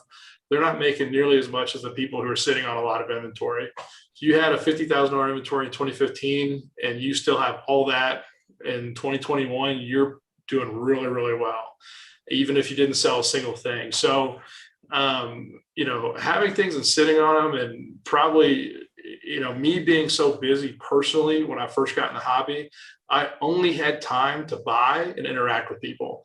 I didn't really have time to list on eBay and sell and this and that, but also, I had income. I had my bills paid. I had a little extra cash to spend here and there. I didn't go full set on the hobby. So I just sat on things for years and years. Whereas, Charlie, you kind of hustled, you grinded, you maximized, you stretched everything you had, and you worked your ass off. And if I would have done the same thing, I probably would have had way more if I was a business rotating. But I only, put into the hobby really what I could, because I just didn't really sell anything. But it also put me in a position, 6 years later, where I had everything that I had. I never gave up the good stuff. So a lot of points there. I think that so my father's a financial advisor, and he's sort of ingrained into me. I think that when I started in this hobby, I really looked at it more as an investment and not as something that I was going to day trade or flip or, what have you. It was more about building a collection that I really enjoyed. And from a financial perspective, it was an investment. It was an accumulation of some diversification in my portfolio, is really an investment. And when I think about investments are things that I like to hold and never, ever sell at all. Like zero. There are things that I think have I can hold for 20, 30, 40 years. I don't have to worry about when to sell them. It's in a space, it's in a hobby. It's the type of card that I think is going to do really well into the future. Now, part of the issue with being in pop culture collectibles is the danger of is that type of time horizon feasible? Now, when I looked at Pokemon, I said, mate, Pokemon is the one thing I'm looking at right now. And Pokemon cards is the one thing that I feel like that timeline could actually be feasible for something like this, given how young the hobby was, how cheap cards were, and how popular these items were. And the fact that Pokemon was the biggest, most successful pop culture IP in the world from a business perspective in terms of how much money the company is making.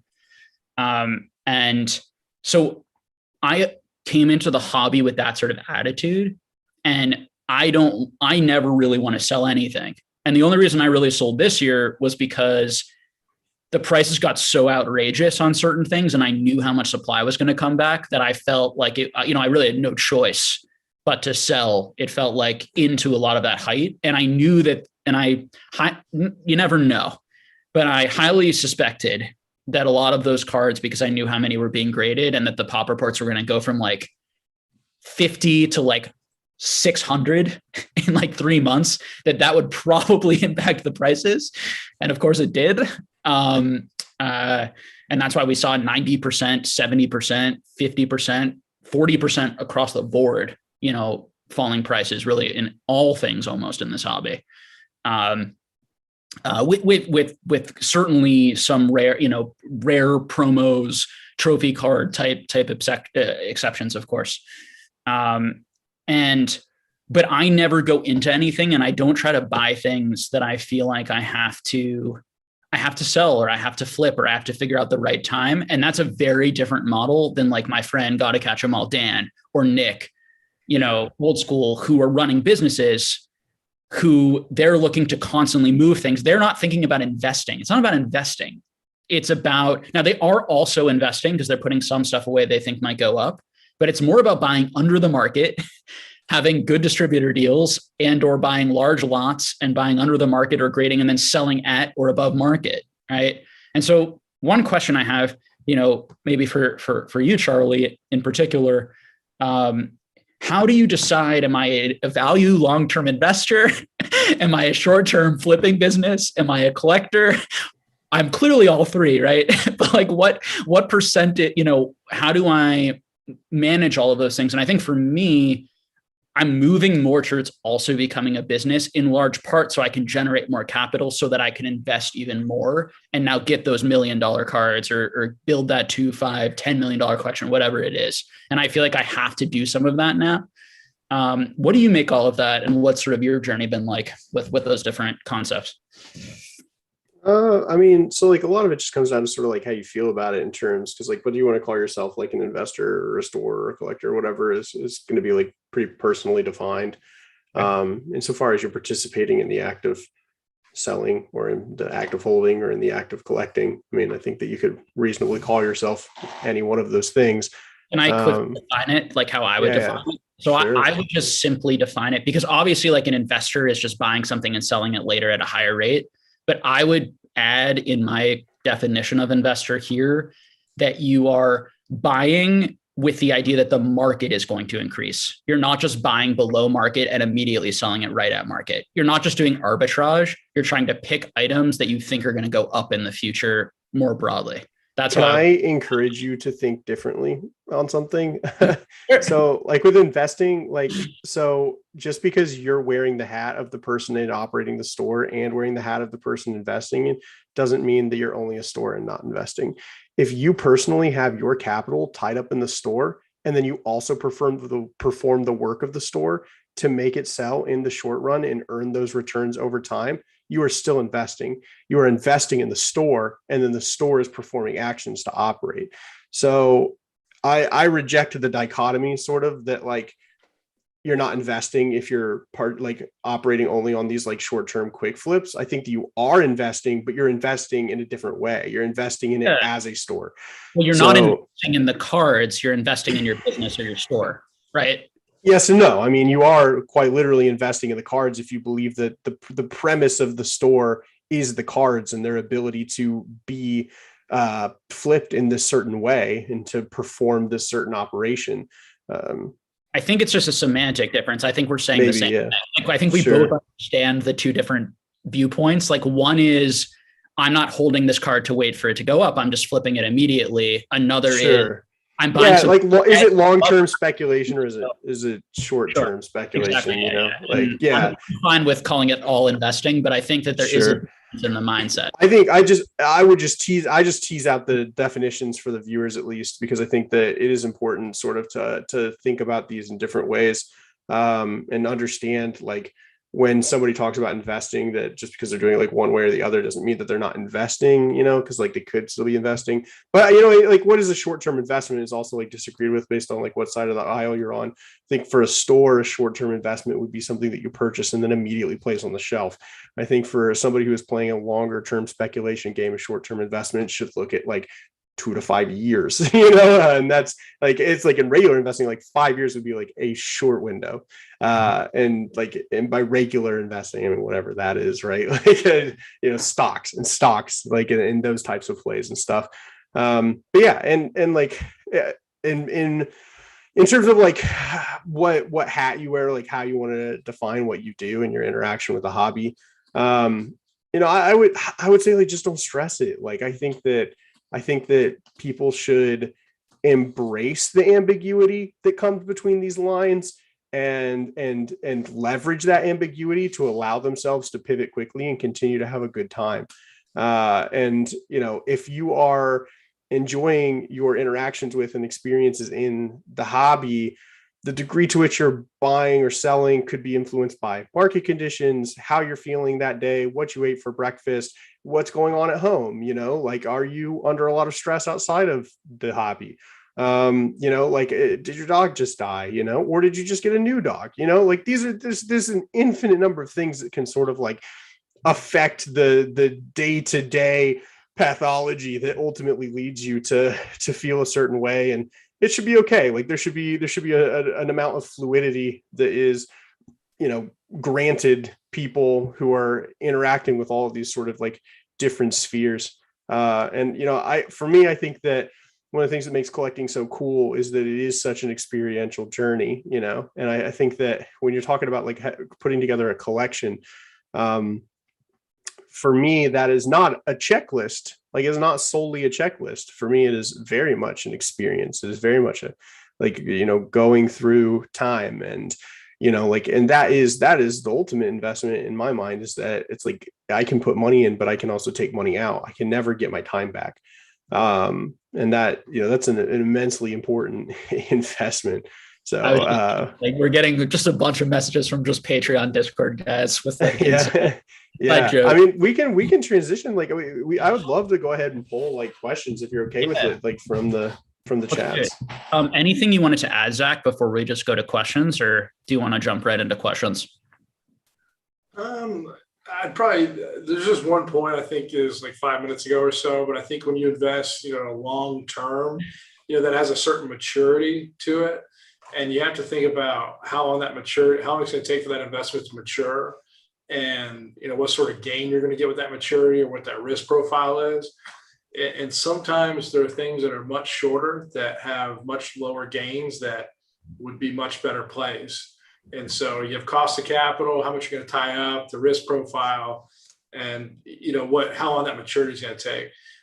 There's a lot of newer things I think are great investments, but I struggle with the maturity piece, because sometimes I want them to happen faster than they should, and I give some of them up probably faster than I should. So I think when you invest long term, you really need to define how long that maturity takes when you make that decision.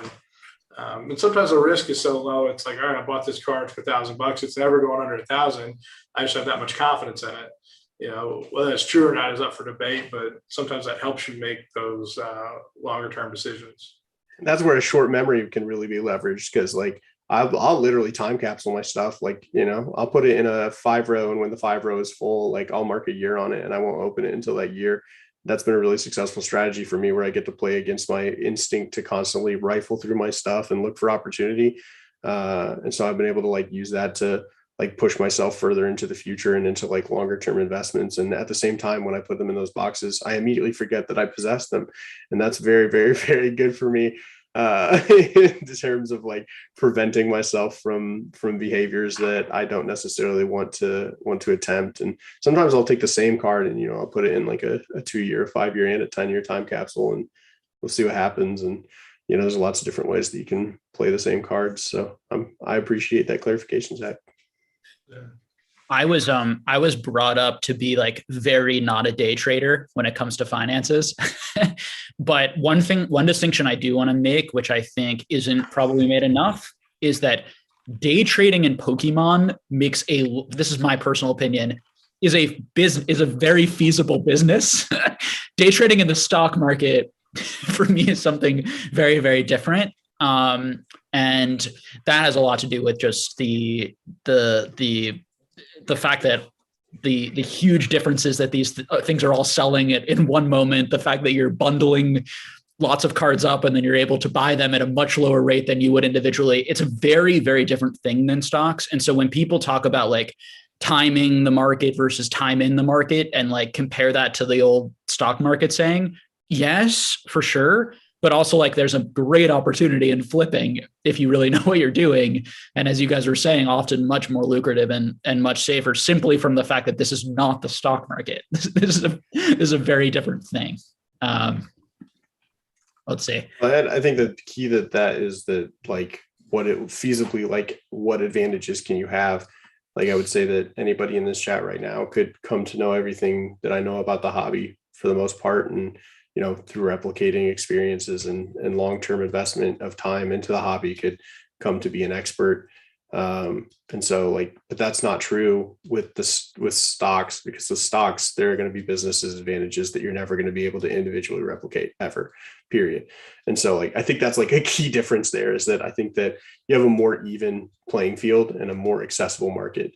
That said, there are still advantages that exist, and you should be careful. Like one of the things I've pointed out, so that I have a lower cost of grading like than other people. And it's not a huge difference, but when you scale it, like it can be significant over time. And some of those I don't even have anymore. Like obviously like PSA shut down, but there's a time when like I was grading for like under $7. And so it's like, you compare that, it's like the same time, like a lot of people were all in, because they couldn't scale it. If you're doing a small submission, you're not going to be able to dilute shipping, insurance, processing. Like those are things that you can't dilute, so like your input and stuff could end up being like $10 or higher, and those margins matter a lot. They add up a lot over time. So you just have to be like aware sort of like sometimes like what those advantages are. And some people, like I don't have like a massive eBay discount, but there are people that pay 2% to eBay. So like you may not even ever be able to compete on eBay, like and so that's like, those are significant things that you should take into account when you're looking to scale and when you're looking to grow over time. Yeah. And just like the stock market, very similarly in terms of the if you are an institutionalist, the advantages you might get, just as you eloquently put, right? Those exist here too, right? There are influencers and big people who have deals with Troll and Toad and Evo, and they get a cheaper rate than someone else, or they get really cheap rates on distribution. Someone like Rudy, because he has the capital to put $1 million in the Chilling Reign, and is able to then get his cost basis like super low versus someone who is also paying sales tax like twice potentially, going onto eBay, buying it at like $95, paying sales tax, paying the shipping. And then when they sell, they're not going to have the direct consumer base that someone like Rudy would be, where he can sell directly through his Patreon. You're going to have to sell on eBay, pay the 10%, to 13% fees. And then, also have to pay the shipping costs. So it's kind of, there are clear advantages that certain people have. And I think part of it's understanding. I think that has helped kind of push me in certain directions where maybe I didn't have the same type of disadvantage, or I felt like there was a little bit maybe of a more even playing field. But it's good. So we have a question here to jump into questions from the Green Shiz, and CGC or PSA for Mint Watsy Pokemon, and why? CGC or we can't talk about that. I'm sorry. What are you trying to do? Why not? You can't talk about it. Charlie, you can't talk about that, can you? Yeah, I can. Yeah. Oh, you can. Okay. CGC or PSA? So your unbiased opinion, Charlie. It depends what you're trying to accomplish with it. You know what I mean? Like, I think that, and also like, what is the card? Like, I mean, again, like you just cast a really big net when you said Mint Watsy. I think that, if you're paying $500 plus to grade a card, that's incredibly stupid. Like right now, especially if like with few exceptions, like very few exceptions. Like if I, like, for example, like let's say you get like a trophy card, right? If you get a trophy card, like why would you pay $5,000 to grade it? Like get out. Like I just don't see the premiums there for like super rare stuff. That said, and then even, and also like at the lower end too, like if you're talking about, if you're trying to make a junk slab, if you're trying to make something where like you're just trying to leverage essentially like cost of grading and time, and just going at that lowest level, just get that impulse buyer, that mass buyer, or whatever it is, you should go with whatever the cheapest option is. Like you should definitely do that. Like I would do that all day, every time. But I mean, there's like a lot of other motivations as well. I mean, I think that if you're looking at that mid-range stuff and you're solely interested in like what's going to get you on at the $50 tier, like, are you going to see that return back? I think that the majority of cards, you will see that return back with PSA right now, which is like that cost difference between CGC and PSA. And so in those instances, I would still, like, on a strictly economic value, like go for PSA. If you're a collector, I think that you should, look at your own collection, look at your goals, look long-term, look at what do you like more. I really like the crystal clear, like plastic that CGC slabs are made out of. I like being able to see the card better. That's like one of my favorite features of the card. At the same time, like if I have a set that's almost complete in PSA 10, like, and I have like one or two more cards to get, like, I'm still going to buy those in PSA 10. So yeah, I just think there's like a lot of different directions you can go with that. And I think that maybe perhaps the question is a little more broad than is useful. But, I think there's a lot of situations that would make you go for both companies. But I think that what CGC has accomplished in a short period of time is very impressive. And I think that there are a lot of benefits to the product. And at the same time, I recognize that, like the momentum that PSA has is monumental. And that, like being in the hobby for as long as they has value, and that there's a lot of times when that value factors into decisions that you make in the present with what you're grading. And I don't think that that's wrong. And I don't think that that's bad. I think that can very much be the right thing to do, to factor those in and to make the decision accordingly. One interesting way, I think, to answer this question is, do you think that CGC is going to continue to close the gap with PSA? Let's take 2 9s. Do you think it closes the gap with PSA, or do you think that PSA separates itself more? And, and obviously none of us, I think, have any idea, to be completely honest with you, but I'm interested to sort of hear your opinions. If you guys have one way or the other, do you think they become more synonymous over time, or do you think that they separate and PSA or CGC becomes, more valuable? I think the gap closes over time, just because I think that I think essentially like when you're getting like cheaper prices right now on the CGC, and in a lot of cases, except for like maybe like half grades and stuff like that, where PSA just doesn't really utilize them a lot. But if you're talking about like 1-for-1, like you're talking like a 9 and a 9, I think the gap will probably close over time. And the premise of my assumption with that is that I think that when you're getting that cheaper price in the CGC right now, what you're pricing in is essentially just a group of people who either won't buy a CGC or just don't know to buy a CGC. CGC does not have the brand recognition that PSA has, and it would obviously take them a very, very long time to accomplish that level of brand recognition. And so I just think that's being priced in. But I mean, I think also like if you're talking about like cards where not a lot of them are transacting and there's a high level of interest, I think that's where you're going to see those gaps potentially close the fastest. And the reason for that, in my opinion, is because I think that the tolerances on grades are like, I think that, grading is just like putting things into buckets and giving those buckets numbers, right? Mm-hmm. I think the tolerances on CGC's buckets are smaller, and they are factually smaller because they have a 9.5, like that literally just means that it is, but they're two different grading systems and they approach things in different ways. Mm-hmm. And so like the numbers are not equal in a sense, right? Like a 9.5 is a gem mint on a CGC's grading scale, but they use the same word gem mint to describe the 10 in PSA. So we know that these are fundamentally not the same scales, and what they're talking about is not the exact same thing.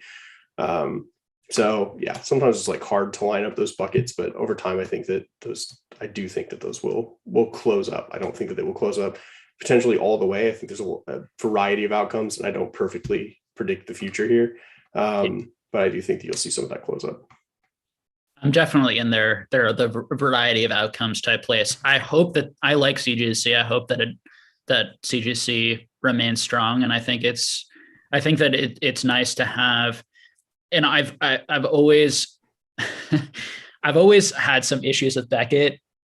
So I like having a subgrade option that maybe the cases look a little bit more like PSA. I personally like that. And for me, I was a big proponent of do not grade your cards at CGC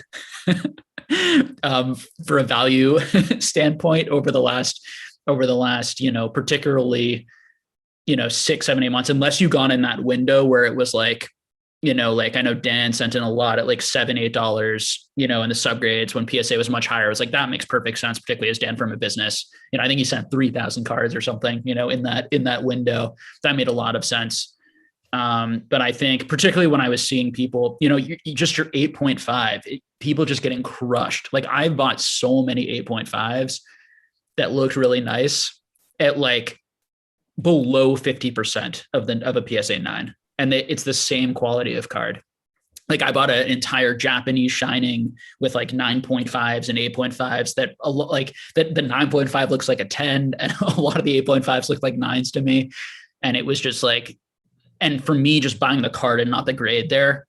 But when I was seeing that, my advice to people was like, don't be at the other end. Don't be the guy who graded all of that and then sold it to me, basically. Because if you had graded with PSA, even if you had spent the upcharges just on stuff like that, that $8,000, $7,000 lot would have been $15,000, $20,000 easy, at the current market. So it's tough. You kind of have to go with where the market's at, but you can also, if you believe like Charlie does or you can take advantage of that potentially by getting some of those deals now, and then maybe it closes the gap in the future. Buy the card and the grade, it's a complicated thing with prices. What do you think, Zach, about what's been we have Pikachu saying, when are you going to start your CGC 10? Yeah. I don't know if CGC 10 watts is ever going to be possible.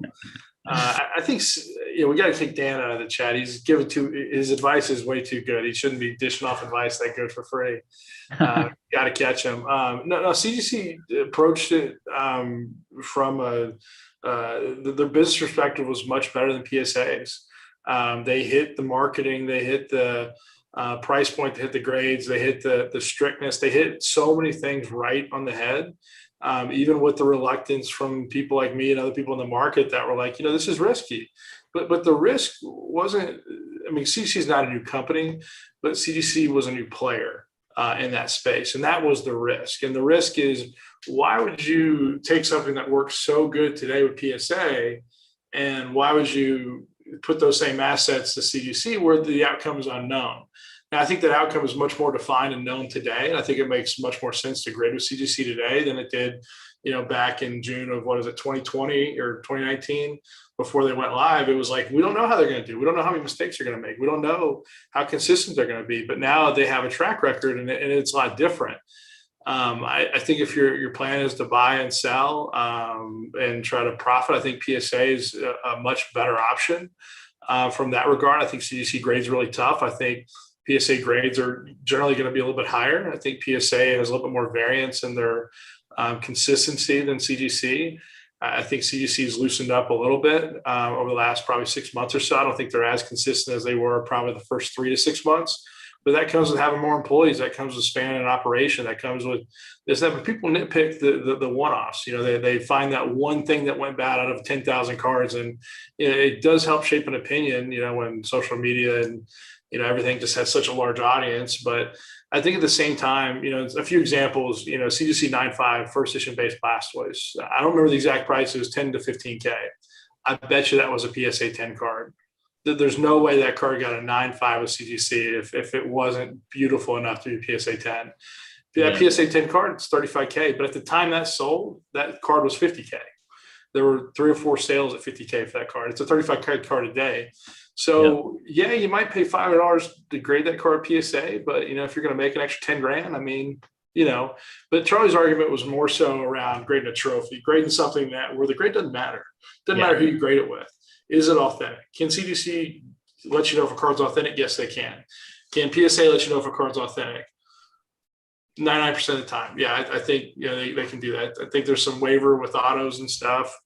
But for the most part, I think that gap will close. I think if you're buying, CGC 9.5, CGC 10, those are great things to buy when it comes to vintage.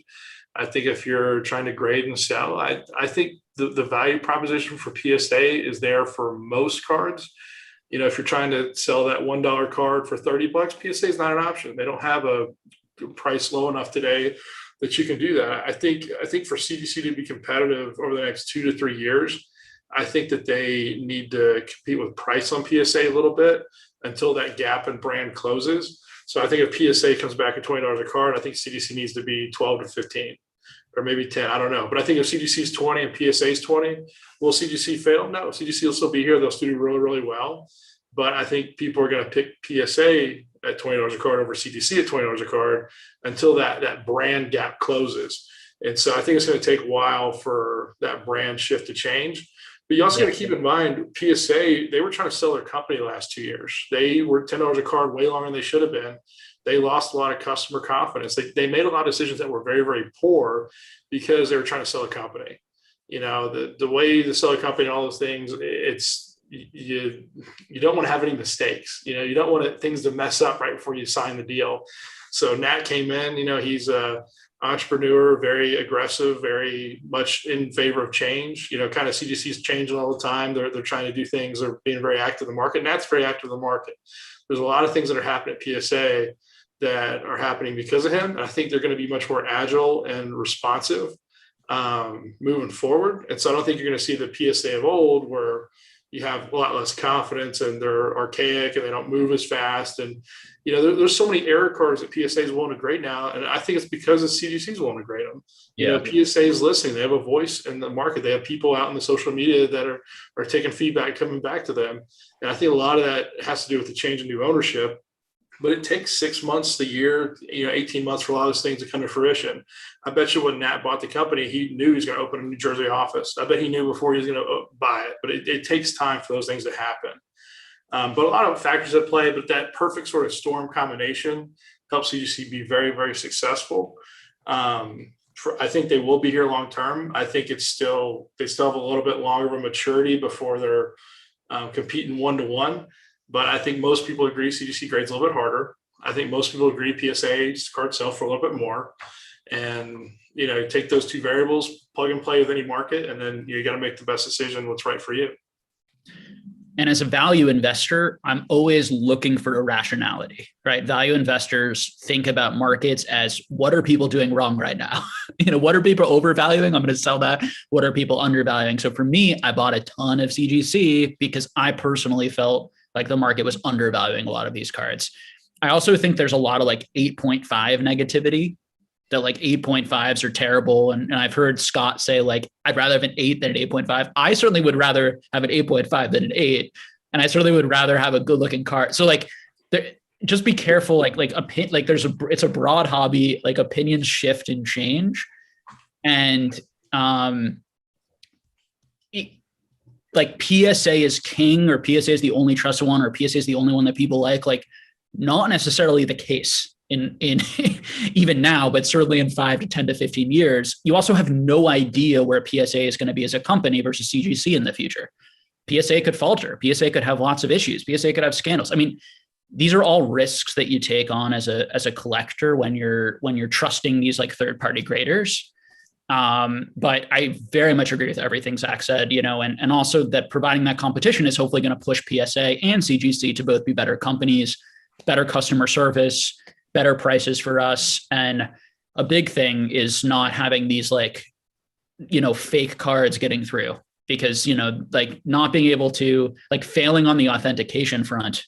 And really, to go back to Charlie's point and your point, Zach, on the trophies, it's like when what you're paying most is for authentication and protection on some of these really high end cards, just really feeling confident that these companies are doing a good job on authenticating. And to my knowledge, I haven't seen any fake, really high end things, but I have seen I've seen companies, I think Rattle did a couple of videos, but I also saw this missing things that a lot of us know about, or a lot of us know what to look for and variations. And then you have to think about, well, how do you fix that? Is that and to go to what you were saying, Zach, understanding that this is a growing pains. It's a growing pains for the hobby. It's a growing pains for these companies. They have not been able to hire enough people. They've not had enough space. It's probably been extremely stressful. And so the human error is probably going to increase. You're going to see more of those issues, and you're going to see more variance, as you were saying, maybe even in CGC.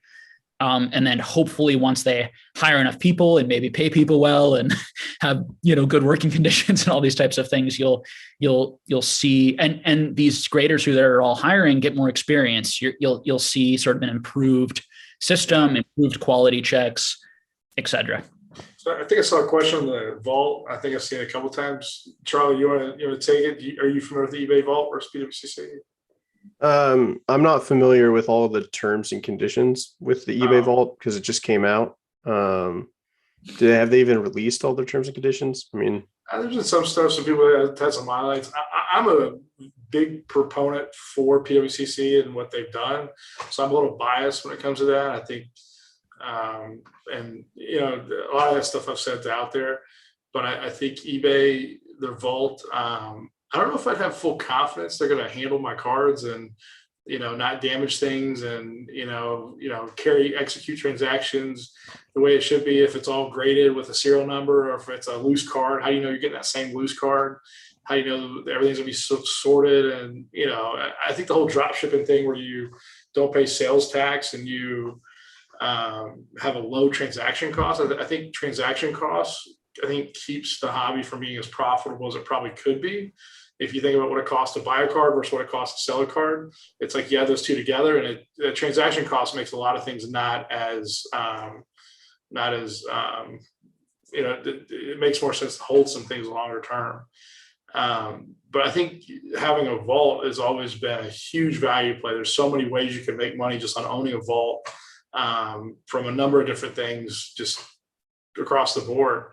But I think eBay is going to have I think they're going to struggle a little bit with just protecting everything through and through. I don't think eBay's always provided the best service. Why would I trust them to provide the best vault service? Do you go with the bank that has issues, or do you go with the bank that gives you your money back at the end of the day?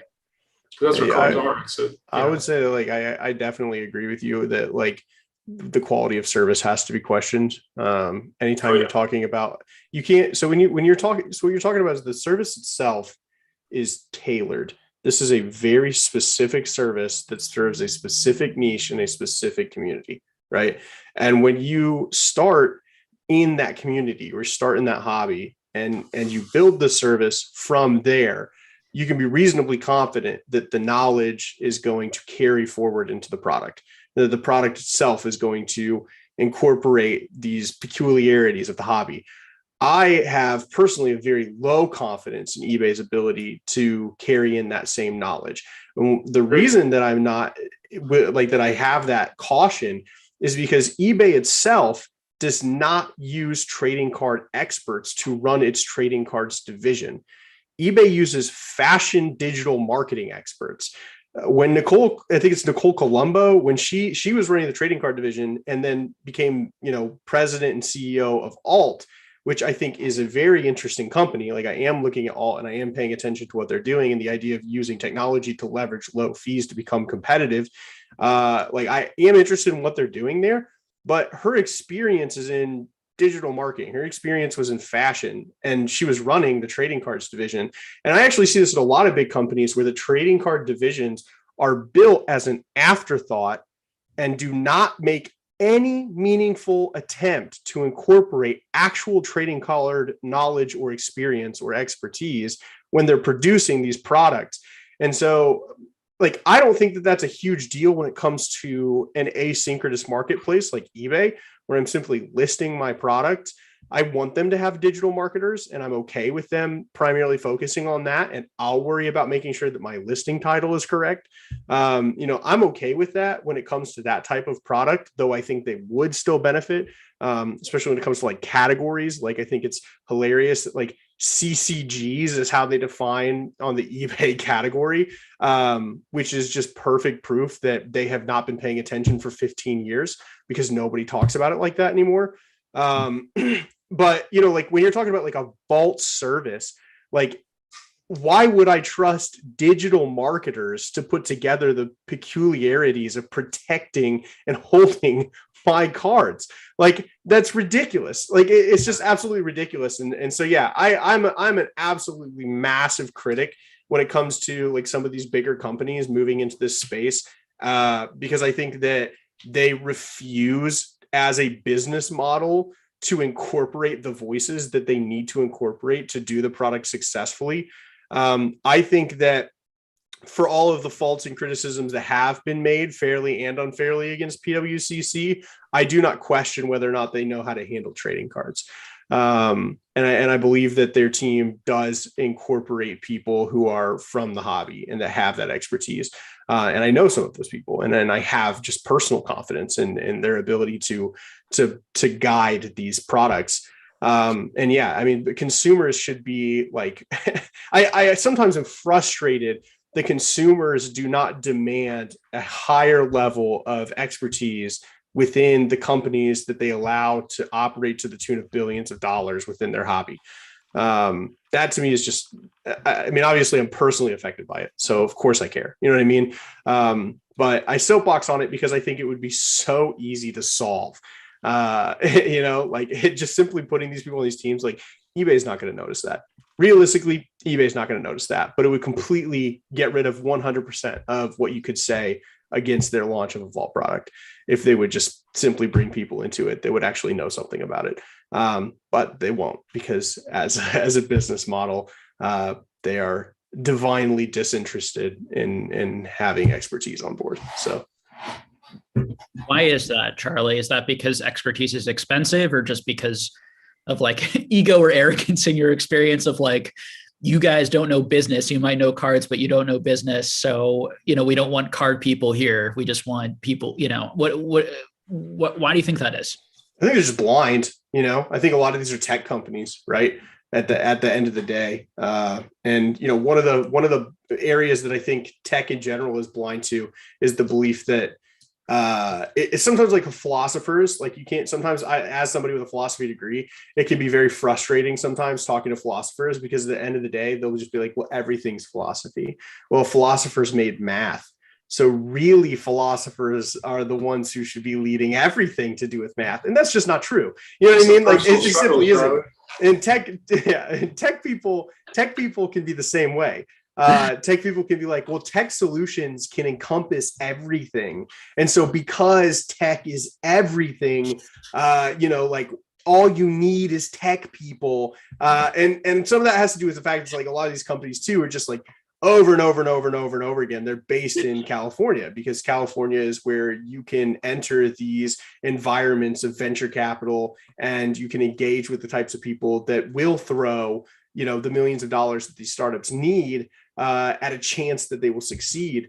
But a lot of times they just fail to ever like trickle down and incorporate that. And I think that ultimately is just blindness. I think it's blindness. And I think it comes from, sometimes it's cultural blindness. Like that was mostly what I was speaking to there. But I also think some of it too is it's just like when you start with an administrative structure that is already so well defined and leans towards upper admin and making space for upper admin, the incentive systems that are in place within the company fail to produce the optimal product or the best informed product or the highest quality product, because you end up with these people. It's like they are looking for simple metrics. They have to make these decisions, and a lot of times these decision makers, ultimately like they depend on things like data, because they just like don't have another option. They have to make these decisions on the fly. They're responsible for making lots of these decisions across lots of divisions. They can't be experts in everything. And so the people that they hire are experts in everything. And a lot of times aren't experts in anything except for like these very specific metrics. And so a lot of times that's like just that corporate structure ultimately leads to like a failure to produce expertise in the product that they're actually exploring, which sometimes matters and sometimes doesn't. And this is ultimately like the problem with, like with products. You'll see it like Ultra Pro. Like Ultra Pro is it just absolutely destroys the secondary market supplies, right? And is talking about $1 billion company, right? Somebody that absorbs tons of our cash and removes that from the hobby and is almost completely uninvolved in the hobby except to remove that cash, right? But isn't actually that great at it. I mean, there's almost always a small startup company that's doing something better at the small scale with sleeves. You end up with these small companies that are just killing it. They're doing it really, really well, and displays and protective supplies long term, and just like all sorts of stuff. Like there are these niche companies, but you just end up with a discoverability problem, right? I mean, it's impossible for those people to adequately show themselves off to like the cross sections necessary to operate in bulk. And Ultra Pro owns the factories in China too, so you end up with like situations where it's like it's just so well vertically integrated that it can be difficult to break in even. And I've rubbed up against some of that like myself in terms of like trying to get things produced, and you just can't because the factories themselves are owned by Ultra Pro. And so yeah, you like end up like with those types of situations. And I think that happens in services as well. I think that's the same reason that like, eBay misses, in my opinion, like with the vault services, like I have to question how well that product's going to be done. And I think that's the same way that you end up with a fake card on the cover of Heritage Auctions catalog. You know what I mean? Like that you have a giant company and ultimately they don't have like the expertise on hand that they need to prevent these issues, and these are even companies that I root for. I just told you eBay is my favorite platform to list on. I do almost all my sales through eBay. I want them to be better. You know what I'm saying? I love Heritage. I think that they have a really good people. I think they have an awesome team. I think that the company itself has a ton of potential. But that does not, in my opinion, shield them from all criticism. And I think that these are fair criticisms. So anyway, I'll get off my soapbox. That was a long one. No, that was fascinating. Yeah, thank you, Charlie. That was great. And you have a lot of insight into these areas just from your experiences. Yeah, I'm the institutional side. I think that's kind of like it's almost like with the niche that I identify myself as. Like I'm not a content creator. I said that earlier, but what am I? Like sometimes I think that I end up being like the intersection of collectors and the institutions in our hobby. Hey Charlie, what are some other things you're passionate about? Let's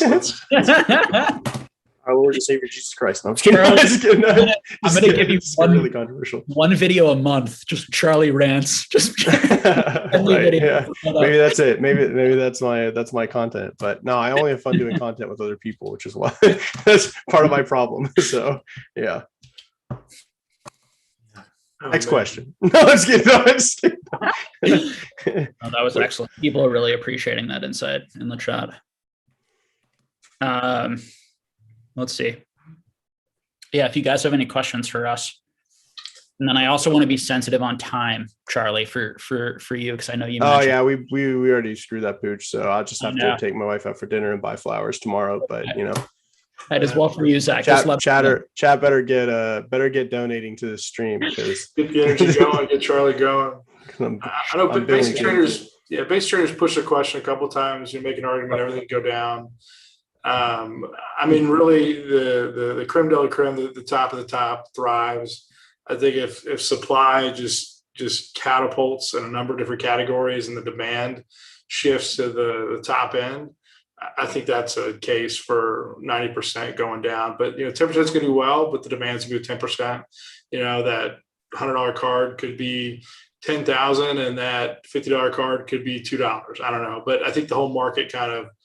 I feel like everything always prices back to a couple of just key cards. So Illustrator is one of them. I think the 97 Pikas are another one. I think the first edition base Charizard's probably the card to price everything to that everyone relates to, everyone knows. Illustrator is obviously the most valuable, but I think the first edition base Charizard, if that card is 250K or 500K, that trickles down to every other card in the market, basically to how it happens. So the rest of the first edition base hollows go to Charizard, the fossil hollows probably go off the first edition base hollows, the EX, this and that. But I think the one thing we never really talked about is that Modern is its own market that operates independently of Vintage. Like if you try to make sense of why Modern operates this way and Vintage operates that way, you're going to have a really bad time and you're going to make some poor decisions. But if you just get in your head that the Modern market is very different than the Vintage market, it'll help you make more sound decisions. Because if you took it like I did, it's like go all in on Vintage. It's like you got to treat Vintage for what it is. It's its own sort of little mini economy and market. You got to treat it against itself. If you pin it up against Modern, it just you're gonna see yourself diving in too fast. I think one of the real dangers of Modern, from my perspective, is, and it really goes to this question, is there's a lot more risk of that losing demand, in my opinion, than WotC, than the original stuff. Yeah. I think that there's more risk that like kids today and then their kids are not as interested in Pokemon, or they have a lot more to choose to, or they're interested in digital collectibles. We don't have to have a conversation about all that, but who knows? Like there are all sorts of scenarios that can happen. When we study how like pop culture collectibles do over time, that's how they die, is that the people who like them die and there aren't new people to replace them. I mean, it really is sort of as simple as that on the demand side. And then on the supply side, it's just how much more is going to continue coming out there. And so we might see a lot of items, never get back to the prices or have a very hard time getting back to some of the prices they got to in, a year ago, year and a half ago, even if demand does increase, with some things. As far as like the whole hobby dying, it's really just that. It's that we will all die and more generations will be interested in it. I have a very, very hard time outside of some sort of like humongous macroeconomic event mixed with, who knows, like scandals and a lot of negativity, seeing prices ever going under what they were in like 2019, 2018. Yeah. I think that's pretty, things were so cheap then. I think there's a lot more reason to think things are going to go up in the future than go down. I think we have a lot more room to move up than move down, but certainly nothing is forever certain. And when you're in a pop culture collectible hobby, it's so dependent on demand and continued interest. And there are so many IPs, there are so many things that people can do. And then also cards. Are people going to continue to care about cards, or are they going to be more interested in, who knows, and obviously cards have always been so connected to Pokemon in our generation, but will that be the case for future generations? Maybe they'll want the video games more, who knows? Sorry, Zach, go ahead. So I didn't mean to cut you. I was just trying to give a quick little point, but one thing Gary's always said, and it really resonated with me, is when Pokemon sort of dies and they sort of keep that initial, the kids coming in, going to the game stores and playing and all that stuff, and the new generation isn't absorbing it, and maybe something happens. He said from that point, we got 20 years. it's still going to take 20 years for all the people sort of back and this and that to lose that basis, that support system. But even then, I think and this was what he was saying 3 years ago. This is before Logan Paul and all that stuff. And so I think even now it's like, so many people that are growing, and just wealth, and a lot of our generation hasn't really made their money yet. A lot of people are still trying to figure out what they want to do in life. They haven't become an expert in something, or, they're still trying to figure everything out. And there's a lot of cards today that, like, if you look at the pop and you look at how many cards are a certain grade and you look at the market cap of that card, individuals can support and float that market cap for an entire card in those grades, including PSA 10 first base Charizard. Yeah. Like first base Charizard will never go below $100,000. There's there's a couple of people that would float that price. The demand is crazy. For me, I love No Simple Jungle. I think that's something I've been public about. I really enjoy it. There's a price point that I won't let it go under, and if you look at the market cap of how many are out there and how many exist across the board, can you support that? And it's like, at the price for whatever it's defined at, yes, they could stay above that. They could all hit the market today and they would all be purchased today. And so there's a lot of those scenarios for different people, like Gold Star Rayquaza. Is that price $40,000? I don't think it's $40,000, but that's what it's been around. That price might be $20,000 or $25,000. I'm not saying all those sort of holds are at market price, but there's a lot of people that are very passionate about certain things that, regardless of what the market does, they're going to hold it. They're going to keep it up, and they don't have to sell. So the original question was, like, make an argument that, like, Pokemon will take a hit. And, I would just propose, two things. One, I think that Pokemon is potentially its own greatest enemy. And two, wooden decks still sell. So wooden ducks. Yeah. So we'll talk about that in a second. But, like, with the Pokemon, like, Pokemon being its own worst enemy, like, I would say, like, in order to make that argument, you would ultimately have to propose a potential scenario. And I don't know how you would do that without a scenario, because if you're just talking about, like, the existing trends right now, there is no scenario where that occurs. The biggest risk with Pokemon is that ultimately the success of the hobby and the success of the franchise is not in our hands. It is in the hands of a specific media conglomerate. You're talking about a specific company that is pushing media and owns 100% of the IP and makes 100% of the decisions. And I think that there are a lot of risks with that, especially because I think that, I think the greatest risk is that this is primarily an American market run by a Japanese group of men. And so I think that already has a lot of risks that are built into it, because the way that they think culturally and make decisions culturally are different. They're just different. And in some ways that helps Pokemon as a franchise, but in other ways it hurts Pokemon as a franchise. The signature argument, the way that the Pokemon company treats signatures, the way that they treat their artists and conceive of their artists' work as their property is very, very different from the way that American media-based hobby companies exist. When you look at comic books, the freedom of comic artists to produce work, to sell their work, to interact with fans through signatures, through meetups, through all of these things, is a hallmark of interacting with the hobby, with comic books. If you're a comic book person, you are hopping on these opportunities to get these signings. You want to go to panels, you want to hear what these people have to say, and that will not ever exist with Pokemon, as insofar as they continue to operate the way that they have. The Pokemon company is very aggressive about its artists. It is way too concerned with the secondary market, and is very greed oriented when it comes to that. They believe that they have an entitlement to the profits from the secondary market as it relates to that. And that is already creating frustrations where you'll have artists who simply want to interact with their fans and cannot do so because Pokemon, even though it's not in their literal contract, will act aggressively and begin to react negatively in a cultural way. Is that right? Is that wrong? I don't want to make that kind of judgment, because I don't think that it's really about whether or not it's right or wrong. I don't think that's a moral problem. I think it's just cultural friction that exists because the secondary market does not belong to Japan. And there's nothing they can do to change that without, absolutely blowing their own knees out as a company. But I think long-term, that's a huge liability, because if they continue to act in that way and act in such a way that they fail to understand the importance of that secondary market and to nurture it and to grow it, that can definitely cause future generations to not be interested. Because when we talk about future generations being interested, we're talking about future generations of people who are in the secondary market, which means future generations of Americans. It means future generations of people in the Western world.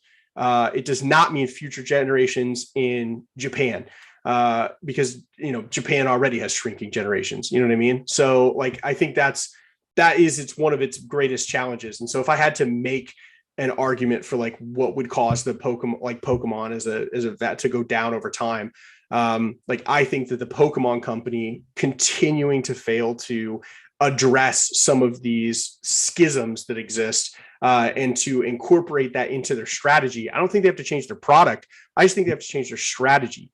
You know, like the fact that we never get any interesting promos in English, in my opinion, is actually a direct result of Japanese nationalism. I think that it is actual like nationalistic bias against the West that causes us to not get good promos, because if they've shown us through the products in Japan what they believe to be a good interaction, to be a positive interaction, to be a worthwhile promo to make, and they do not produce them in the English market, and they actually prevent the Pokemon company in America from producing them at times when their own structure is advocating for it. And so that is a problem, and that is a real problem that we're facing today that will have real impacts. How big those impacts is really the question there. That said, is there a zero scenario? Is there Pokemon goes to zero? No, there's not. It would take just an absolutely, I mean, maybe in 1,000 years, you know what I mean? If you want to talk on like those time scales, but that's just not realistic. And yeah, I mean, somebody caught on right away. Wooden mallards is like one of my favorite examples of that. I'm going to guess that you don't know anybody that collects wooden mallards. And I'm going to guess that, and I'm talking to everybody in chat. I'm talking to every single listener that listens to this indefinitely. There's going to be an entirely negligible group of people there that knows anybody that's involved with wooden mallards. But there's a huge secondary market for it. And by huge, I mean like a tiny, tiny secondary market for it. But that still is big enough and robust enough to produce consistent sales, to produce hobbyism. There are communities built around it. There are people tracking values. There's all of these wonderful things that we love about the Pokemon hobby that exist around wooden mallards. And anytime that I'm worried, I look at these things. Like I will literally just start looking up this content, because as long as that exists, as long as that hobby is able to thrive in that way, with everything going against it, literally nothing going for it whatsoever, then we're going to be fine. Like our cards are going to be fine. And there's especially high end, like especially like the ultra rare stuff. You know, when you're talking about a card that has 36 copies, like, wait, you think there's really a scenario where there's not going to be the critical mass of people we need to make a card with 36 copies desirable? Get out of here. You know what I mean? Just get out. So two things. I think that social media is a huge difference. So I read a bunch of articles about some older people in the antiques and collectibles trade talking kind of like negatively about pop culture collectibles and how people, you know, our age, we're overly bullish and pop culture collectibles. We don't understand how these things die out. And I think that they don't really understand how social media functions from reading some of these articles. And that, to your wooden mallard point, small, like there, we have 150 to 200 people watching like this in-depth crazy Pokemon, conversation. All you need is like 150 people around the world, right? And there are a lot more obviously than that who might be interested in something like this. But the point just being that like, you don't need that many people to create a very thriving market. And the social media and this landscape allows it to be very global.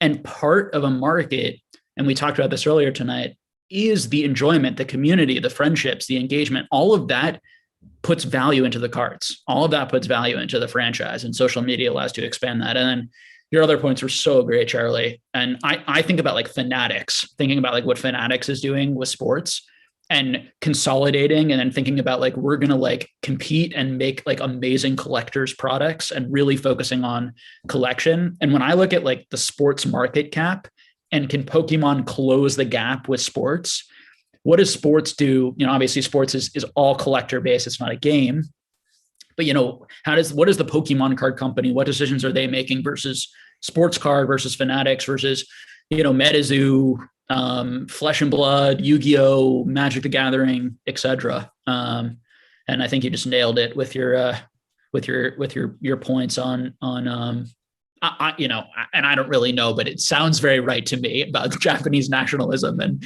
it from my perspective makes a lot of sense to me. What do you think, Zach, about all of that? Anything to add or just sort of agree? I've had pretty in-depth conversations with Charlie about all this before on more than one occasion, and I agree through and through. There's a number of examples that he has that he hasn't shared yet that support that.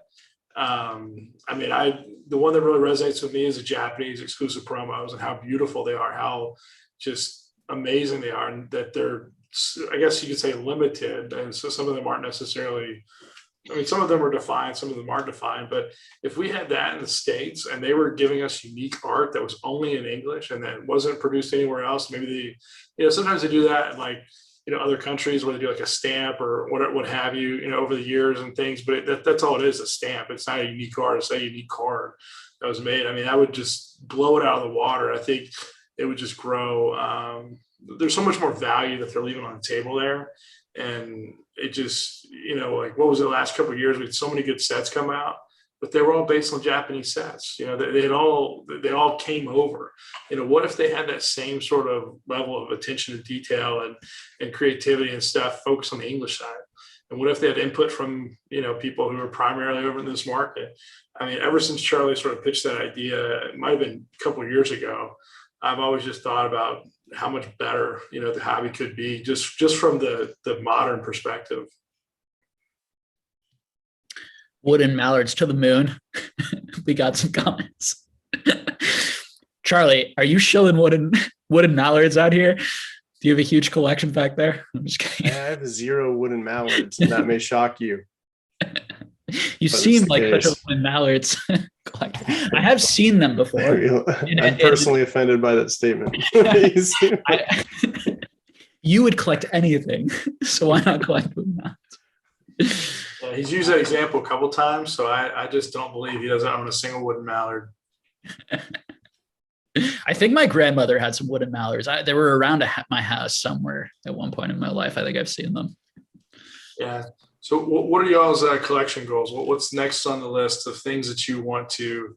You don't want to buy it for the future outlook. You don't want to buy it for sort of the long-term potential. You want to buy it because you like it, you love it, and you got to have a little bit more of it. Still need an Ishihara GX. Well, that's a little tough. I really thought it was going to be a $10,000 card, and I was wrong. that was like a card that came out like right as the shift started to happen, where like these pop cultural influences were starting to have like a substantial like effect on sort of the card values.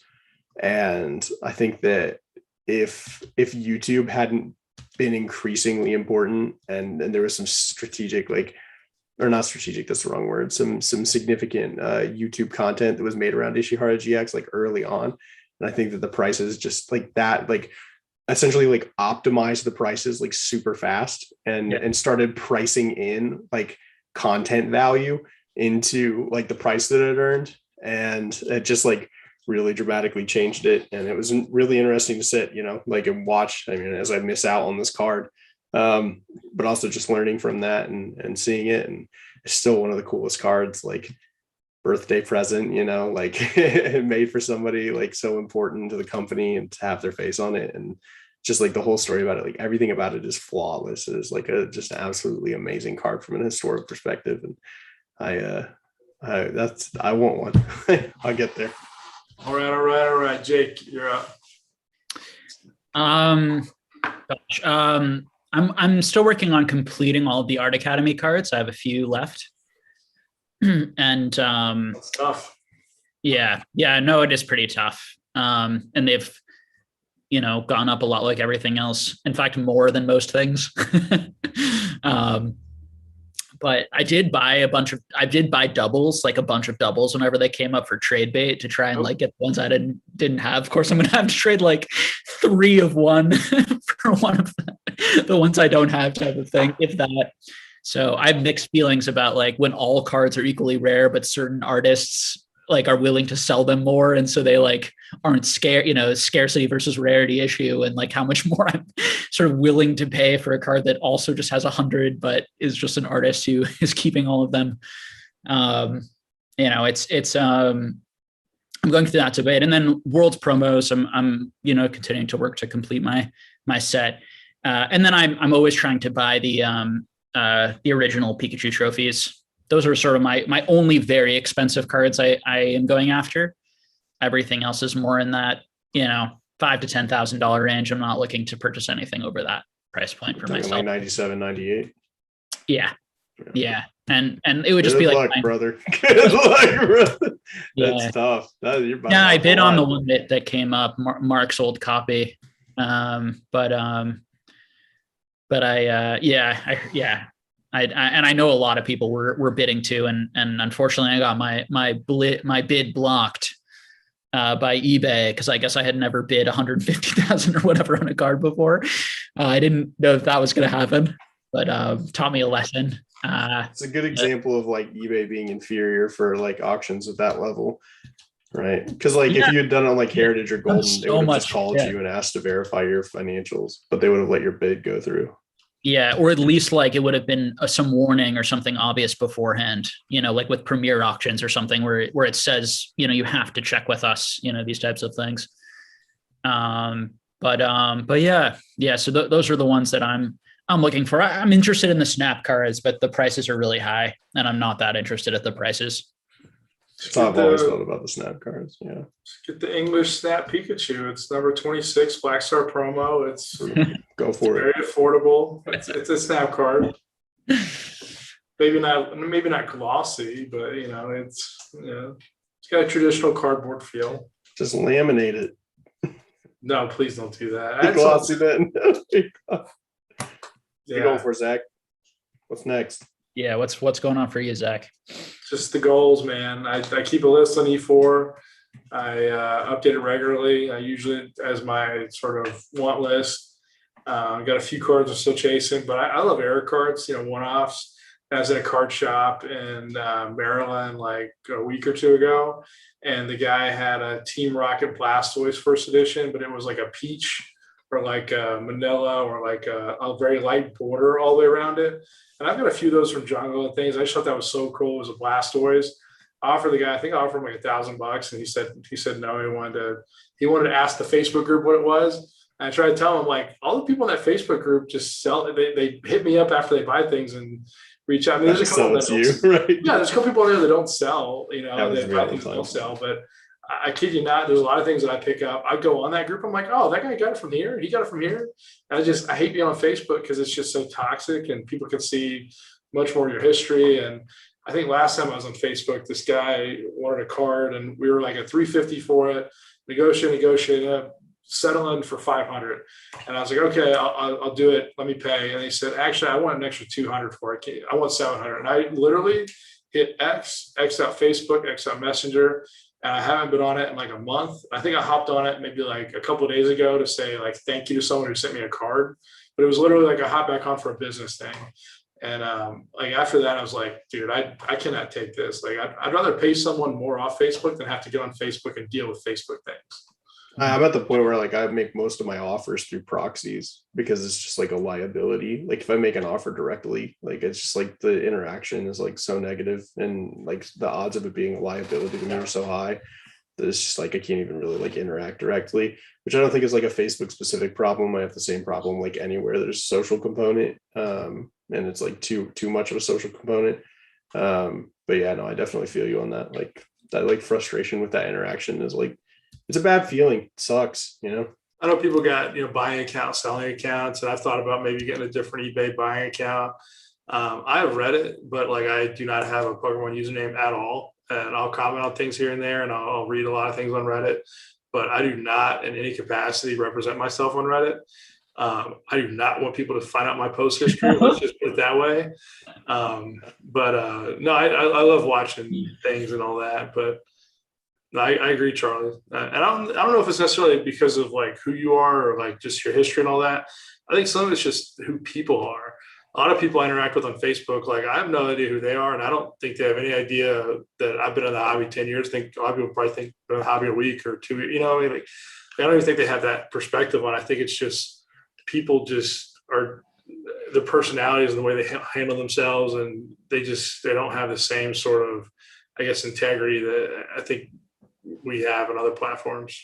But I would say like it's very rare that they actually know anything about me. Like for me, it's the exact same thing you're describing, where it's just like the liability that I'm identifying is just that like when people have that like social platform and then it doesn't go the way that they want it to go, like they just go after you, you know what I mean? And it, because like for them, it just becomes like so personal. And like, I mean, the number of times that like I've had people like attempt to contact the company that I'm working for, you know, only to find out that I own the company is just ridiculous. You know what I mean? Like, it's like a double digit number of times, which is ridiculous. Like it shouldn't happen like that. You know what I mean? Like it's your manager. Exactly. I am the manager, you know, the sunglasses come down or whatever. But yeah, no, it's just like people suck. You know, like it's that's why I love like blind marketplaces. Like, you know, my favorite place, I like StockX. Like, if it weren't for the fact that like just their model does not apply to 99.99% of the hobby, like I would use them for everything, because I just like if I'm going to sell a booster box, like StockX is perfect. Like I love selling on there because I don't interact. They can't see that they got the box from me. Like I use direct fulfillment. Like I just get the boxes to them. They handle everything else. PWCC. Yeah. Or like Vault, yeah, you could use Vault and like just not be like identified at all or whatever. But you know, I'm also afraid of like sometimes with those as well, because like with like crypto and stuff, like if people end up doing like vault trades but integrating a blockchain system that allows people to use like the certs on numbers to be able to identify who the actors are that are making the trades, it can like anonymize or whatever the word is, you know, like the system. And like I am a little bit afraid, because I think that like a lot of those companies are like trending towards integrating those types of systems. And so like when I see a company, like I know it's a huge jump from like using blockchain to like create customer accounts and like monitor trades and stuff, from taking crypto. But when I see them taking crypto, like that's a concern that I have long term, because I feel like it's actually a threat to my anonymity. Jake, do you have any negative outlooks on different platforms, or what? Let me re-ask that. What platforms do you operate on primarily and socially and all that? Do you use an alias on any of those? I was really not on social media very much at all before I started this channel. In terms of like selling before this, my main platforms for buying and selling were eBay, for sure, by far the main. And then I did some Facebook groups. And then when I started meeting more people, I started using Instagram more. I actually like made an Instagram account for Pokemon. You know, I never had like Instagram before. And I've never been on Reddit. Have not heard the best things from people about the world of Reddit and like the angry debating and arguing and just like yelling at each other. Playing field. Reddit's a level playing field. You know, no status on Reddit. Yeah.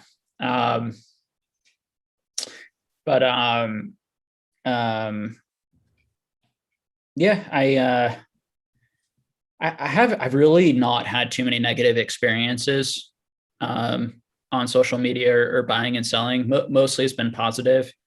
Definitely on this channel in terms of like negative experience. Like I definitely I got some like awful messages, you know, over the years, particularly when Pokemon was really high and I was telling people that I wasn't buying anything, and then I was really concerned, and that was the time that I got the most negativity and hate. And then I get negativity and hate when I like disagree with another influencer or, you know, or whatever, where like people, things become very personal, and it's, you know, rather than just like, we can have difference of opinions and arguments and be civil, and yeah, people can get very heated. But Outside of that, no, it's been pretty good. And I've had a really good experience with like Discord. Discord's a huge thing. I do a lot. So like I was in like one of the trophy Discord groups with some people who just really nice. Elite, man. Too elite for us, man. Trophy Discord. I can't even get an invite. You guys aren't in there. I would assume you guys are probably in there. I have no idea. I can't do Discord. Discord stresses me out. The pace is too high. I can't. Yeah. So let's talk about Peak Dad Choose question. You want to jump in there on that one? What do we got here? Said Pokenomics question. What are Zach and Charlie's takes on the availability of rare cards today? How different is it from a couple years ago? And do you think that is positive or negative? Yeah, great question. Start us off, Zach. Me? I was going to tee it up for you. I think the availability today is incredible. I think that a couple years ago, things weren't necessarily always available. I think prices were way lower, but it really depends on the time frame too. You're talking like 2014, 2015. You could buy anything in the world for under 10 grand, like anything. Like Illustrator sold for that time. So if you're talking about 2017, 2018, there were a lot of things that came and went, and they weren't always available. If you're talking today, I think you could buy anything you want if you have the right amount of money. People will make things for sale. They will set record prices. They will put it up. Yes, there are collectors like Aoki and Logan Paul that when they buy things, it comes off the market. But the amount of communication and just across all platforms and knowing who has what, where it's at, people, showing off what they got and, trying to make a quick buck and, coming to the hobby, just not for the hobby, but for, the opportunity there. I think you can buy just about anything. I don't think that's always going to be the case. I think, paying higher prices on the rarest of cards today is probably a good thing. I think, we're talking about the 1% of the tier of the hobby. I think that's a really good thing. I think you got to be careful with some of the lower end stuff. But you're talking about the rare cards. If you want it, you could probably buy it. Just, it's available. And that has not always been the case. Charlie, do you think the same or do you think the opposite? I feel like you're going to say the opposite. No, I'm not the opposite at all. I think if you're price agnostic, availability is a lot better than it used to be. Oh, yeah. Having connections used to be really important. Whereas now I think that most of the people who were tailoring sort of like personal relationships and selling through like, lists of people and a curated sort of like client list, most of those people now use, eBay for their stuff. They used to use eBay for like most stuff, but now they use it for like all stuff. And that's a fundamental shift because it's like now you don't know. There's so many buyers that you might not know. And that simply wasn't the case in the past. Like if people wanted to be buyers, serious buyers for big cards, they had to get to know certain people. Otherwise, they were not going to have access to those cards. But as one big factor in that is, it's so much easier to purchase from Japan today than it was even 10 years ago, 5-10 years ago. And so like the power of people with the knowledge of how to purchase and import is like a lot lower. And a lot of those rarest cards are Japanese cards. So, that availability has been, made better by the technology and then also by the prices themselves. Higher prices make more copies available because you start raising the bar. It's very, very difficult for a low capital collector to hang on to a good card. It just is. And, it's just reality of like how things are. And whether or not that's good or bad, like, they'd asked, is it good or bad that the market is the way that it is? I don't really like making those judgments and I would just decline to answer that part of the question. Because for me, I just don't see the point in it. Like, whether or not I feel good about it or bad about it, like doesn't change it. And I think the market's too big. It's too big of a stone now. Like you can't push it in one direction or the other. And so you're much better off like just like accepting sort of like these are the terms, this is the reality of the market. And then like, how do I make a satisfying place for myself in that market? Like, I think that's a better way to think about it. And so like, I'm still, even though my strategies have changed, even though my role has changed, even though, like the things that I have to do to get the cards that I want, have changed. I still overall am like very happy. Like I'm still doing a good job, like finding like cool things to do. I still feel like I'm drowning in opportunity all the time. Like that feeling has just never gone away. And I thought that it might, because it's like you would think that in today's market versus the market of a year ago, that you would feel like there's less opportunity, and I just don't feel like there's less opportunity. And part of that's because it's like the opportunity is just like has always exceeded my capacity to take advantage of it. And so whether it exceeds that by 10x or 2x doesn't matter, because it just exceeds my ability to take advantage of it. Like it could be that, but overall, I don't even feel like the amount of opportunity has gone down. And I also too, like, Zach's referenced a couple times, like growing the pie or whatever. But I also think that doesn't necessarily have to be like a numerical growth. I think that you could have the same size pie as long as it's cycling the people, and the people who are exiting are not selling their cards again. That's like something that happens a lot in collecting. You have people who have not been active buyers of trophy cards for 5+ years, but they haven't sold their trophy cards. Yeah. They're just not active buyers. And so that still causes price growth. Even though their involvement is not active. And so, their involvement is active. Every single day they make the decision to hang on to the cards. But it's, passive from the firsthand experience. So, yeah. Growing the pie isn't the only way to make money. I think growing the pie is a way for everyone to make a lot of money, like really quickly. Mm-hmm. But I think, rotating the pie, it's asset allocation, it's shifting from different people to over, I think that's another way to do really, really well, especially when the market cycles if the pie is the same. But I think, you make the pie, 50% bigger through new players or whatever. I think that really helps a lot of people who have a piece of the pie. Absolutely. Yeah. And I also think too, like, that's something that I use as a general indicator for the health of the market. I don't care if the pop report explodes. Like, generally speaking, I don't care if we end up with like thousands of copies in PSA 10 of a card. What I care is what percent of those are hitting the secondary market. So, true. Yeah. So if you end up with like thousands of copies, and the market availability is still 1% or less, I just still have a lot of confidence in that. And we've seen that situation. Like, we've absolutely seen that situation occur in lots of scenarios over the last couple of years. So I think that people should pay attention to that as well. There's 190,000 cards on eBay for Pokemon PSA. PSA graded over 200,000 cards last month. Right. I mean, just think about that. Like, the market recidivism for graded cards is much, much lower than people realize. So many people think that like grading is dominated by these flippers who are just sending off all these cards so that they can sell their junk slabs. It is not true. It just isn't true. Like, that is just made up. Like, that's just bullshit. So I don't know if I'm allowed to say that here. Sorry. That's just crap. That's just crap. That people have been trading back and forth for so long that they believe that it's true. And it's just not true. Like, the evidence is just not there. The reality is that the bulk of Pokemon cards that are collectible are worth less than $10. That is the reality. Mm-hmm. And that translates practically to economics with grading, where you have an abundance of people who are only interested in the bulk tier. But that's because of the pricing. That's because of the way that it works.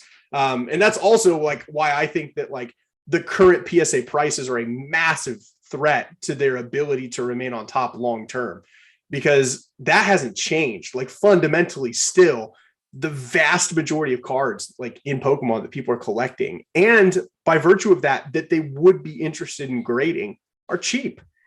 And you're just not going to spend $50 to grade a $5 card. Like, it's not going to happen. Like, I mean, it will happen to like some extent. Like, there will numerically be a presence of people who do that, but like at scale, like with Pokemon collecting, it's always been about the cheaper cards, and it will continue to be about the cheaper cards. I don't think that ever goes away. I think it's really important to understand the difference between like rarity and scarcity, right, Charlie, in this discussion. And you're really making a point of an item. I can look and I can say, well, 3,000 of this card has come back this week, and I can think this item's not rare at all, but it could be fairly scarce on the market if those 3,000 cards are immediately going into collectors' hands that will not sell until it triples in price, right? And so I think that that's where you can see very high demand cards that don't have good rarity still do well or still go up in value, or you could see the market not flooded with them. So it's definitely really important.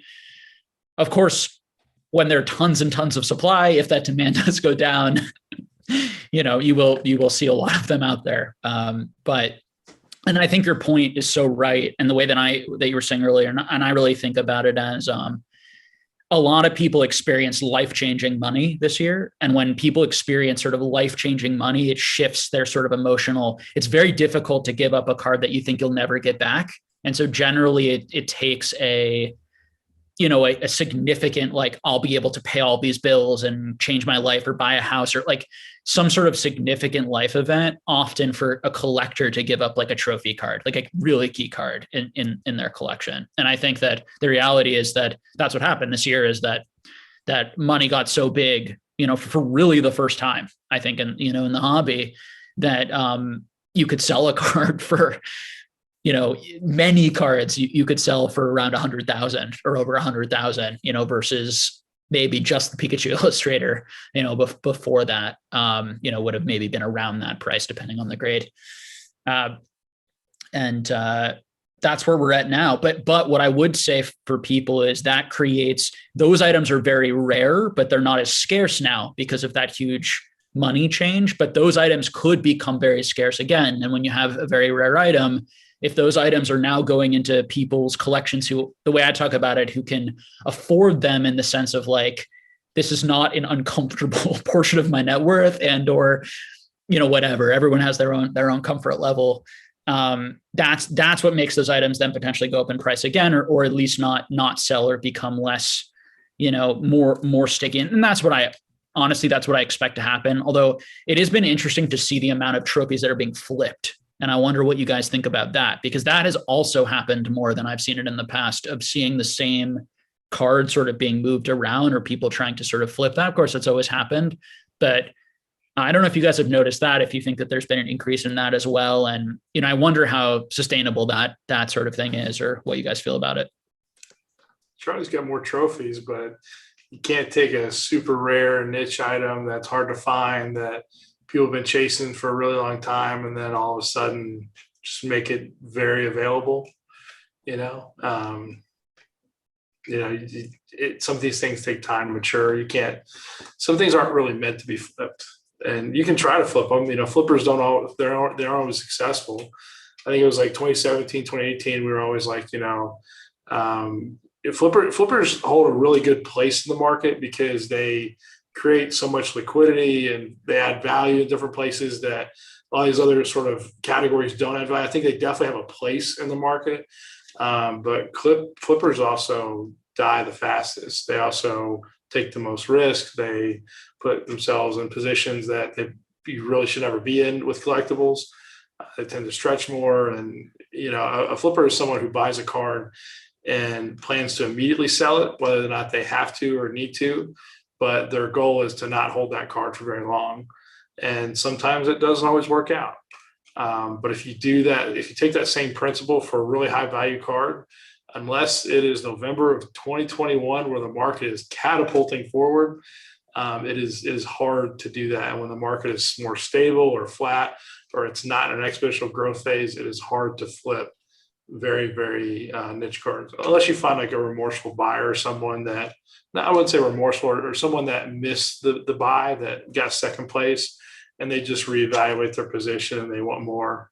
But there's a lot of layers to it. But the key is, don't take something super rare and then just pump it on the market, because then it doesn't feel that rare anymore, even if it really is. I don't think that flipping happens more than it used to. I don't know that that's true. I think that it's just more visible.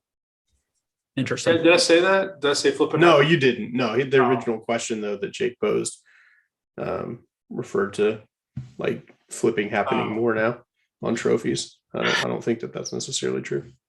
I think there's just a couple of trophies that just appear more. I don't know if they're. I think they're always being flipped, but I mean, if you're talking about the number two, I think we've seen 3 or 4 number twos in a very short time frame of different years or what have you. weird stuff. I mean, that's just like entirely anomalous. Like I don't even like want to focus on it like too much, because it's just like, what a bizarre scenario. Like that obviously has never happened before, and that's not going to happen again. Sure. Yeah, I think it's interesting. Yeah, I mean, I definitely can't know that, and obviously, if more sales are public, I might just be more aware of them than they're more kind of flips or and flips are different than someone like middlemaning, helping line up the buyer, this type of thing. I think of it more as, and I know a number of people this year, and a lot of them are crypto guys from the crypto space who had made a lot of money in crypto, come in at sort of the height of Pokemon and buy some trophy cards looking with the intention of only holding them for like 6 months to a year, like when they bought them, like that sort of mindset versus the mindset of like, I just have wanted to own this card for a really long time and I'm going to put it in my personal private collection. I probably won't sell unless it like goes up hugely, that sort of attitude around it. But yeah, I mean, everyone's going to have their own. It's so rare is the truth, Charlie, that like I've heard those like 3 or 4 stories, and that might be like the only people who did that. And then I think a lot of it's happening, but I just happen to hear or be around those stories and then think that it's like probably happening more when in reality it might not be. This might be. I think also too, like it's just the type of person that makes those types of decisions. Like typically they would just burn out before they had success. But you have a lot of people who are behaving in that way in the short run that happened to interact with a very specific historic time in crypto and very specific like cultural events occurring around that, that like put a lot of liquidity in their pockets very quickly. And so it doesn't surprise me that they would then, step out into something that's like longer term and more stable, like Pokemon, and lose money. Because that's I personally believe that like the type of people that make those decisions, like were doing that anyway before they got to crypto. So for them to do it after they got to crypto, like crypto is not an indicator of future success in other markets, or like having made crypto in a certain amount of time. And I don't even think that like I have crypto holdings. Like I don't think that crypto is like inherently bad, but I think specifically the type of people that you see that would attempt to like quick flip like a trophy that is very obviously not flippable to anybody with like sufficient knowledge in the hobby, or like a sufficient experience with trophy cards over time. Like to see somebody like make that decision, like that makes sense to me. Like I understand like why that happens sort of, and I'm not really surprised that they experience what they experience. That said, I think it speaks to the strength of the market that, they can make entirely poor decisions with those cards and still manage to quickly recover like a good portion of what they invested. To me, that's impressive. And I think that speaks to really how strong the market is, not how weak the market is. And those types of people are going to be attracted to momentum-y markets, to markets that are moving a lot because they want to make quick money, quickly, and they like the thrill and the gamble. So that's also a short-term thing, when things stable, it's not just the expensive price. It's not the expensive price points that they're just attracted to. It's also the volatility, Yeah. And those people also have huge positions in Ether at 4,000 each. So, Yes, I am not as much into volatility. Really that different? Yeah, you never want to be forced to sell collectibles ever. Like you always want to be in a position where you can hold if you need to. I'm thinking maybe we do 25 more minutes.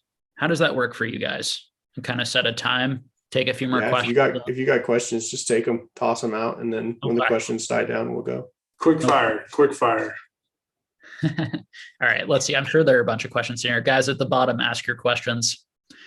And if anyone, there's a bit of a time lag, so it'll take a minute for them to see that. But, and if you guys see any questions you want to answer, go for it. I thought they were just slow. No, I'm just kidding. Let's see.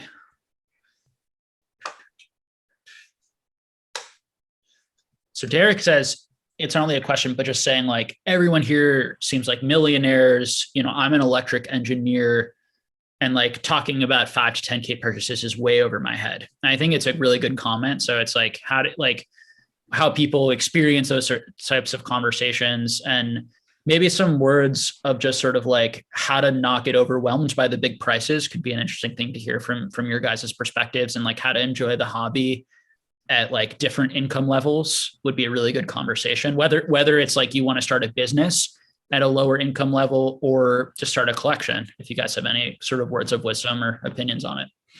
Making $20 an hour when I started buying first edition base PSN hollows between $85 and $110 each. I lived in a small apartment that was $425 a month in a house that had 5 other apartments in it. My goal was to save as much money as I could and then pay off student loans. And I paid my way through college. I worked through college, and my first job out of college was that's what it was. So I went to the cheapest apartment I could, and then after a year, after I got kind of ahead on some things I needed to pay, I had like 10 grand in the bank that I'd saved up, and that's what I used to start buying cards. And then before you know it, career accelerated way faster than I expected. Cards went up. But also when you buy and sell, you buy a $100 card, sell it for $125, buy a $125 card, sell it for $150. That pool grows, and then you take 1 year, 2 years, 3 years. And, I always say businesses rotating capital tend to do better. The more times, you can turn at 5%, 10%, 20%, it's probably better than holding something for 5 years for 50%. So if you do that enough and you start with enough, you're going to do really well. And Charlie's always, said the $5, $10 items, $2 items, turning them into 30. That the most money of this hobby, I think, is made turning a $1 card or $2 card into a $30 credit card.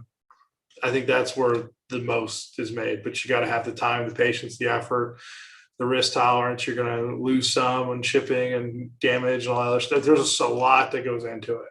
It's not just buy stuff for 20 or for 2, send it to PSA, sell it for 30, like fees across the board. But you got to start. And if you don't start, you'll never get there, but you got to start somewhere. It started the core of my Pokemon card business. I was homeless. My family was homeless, and I was living with my family. I was making $7.25 an hour.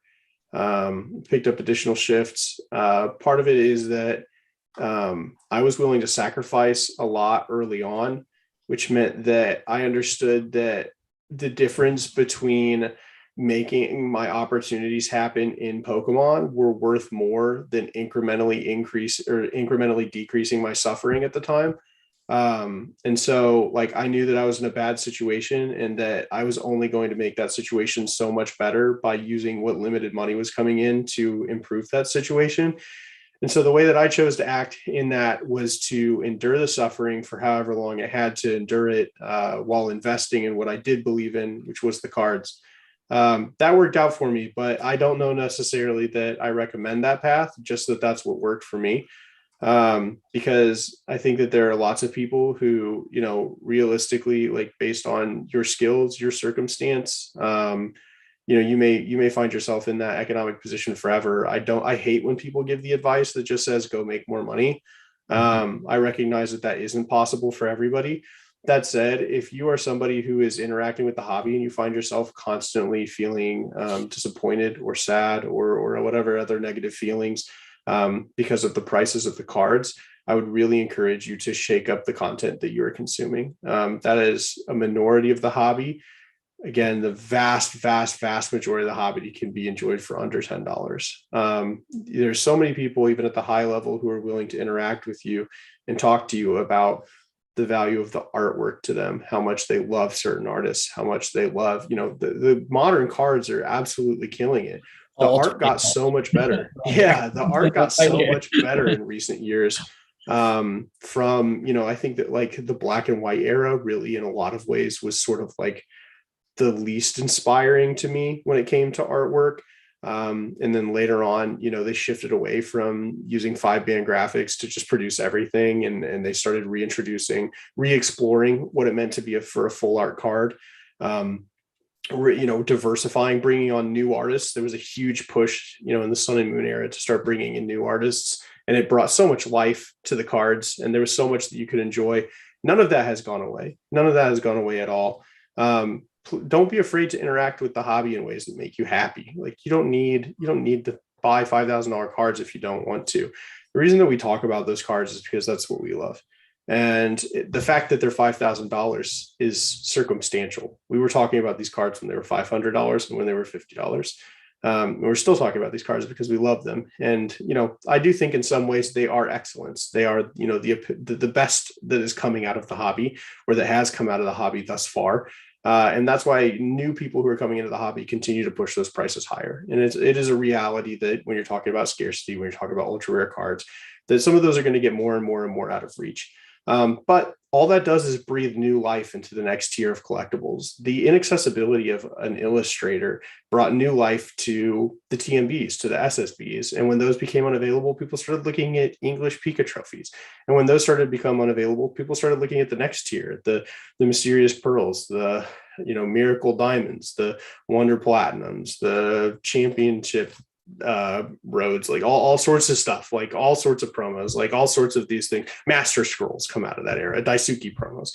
You have like all sorts of stuff that started to be focused on, and that will continue to kick down and kick down and kick down, or more specifically to raise up and draw more attention. And as there's more people, there's going to continue to be new spotlights, because the reality is that we live in a fairly static hobby.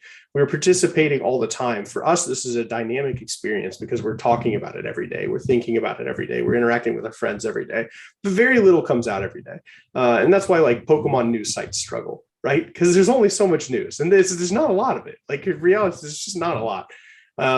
And that's okay. Like I'm comfortable with the pace of the hobby. I like the pace of the hobby. And as we're continuing to make conversation, it means that we tend to harp on the same things. We tend to reiterate a lot of these high sales, and everybody's eager to talk about them because it's just something new. It's just something dynamic. Don't get caught up in that and thinking that, somehow you're expected to engage with that financially.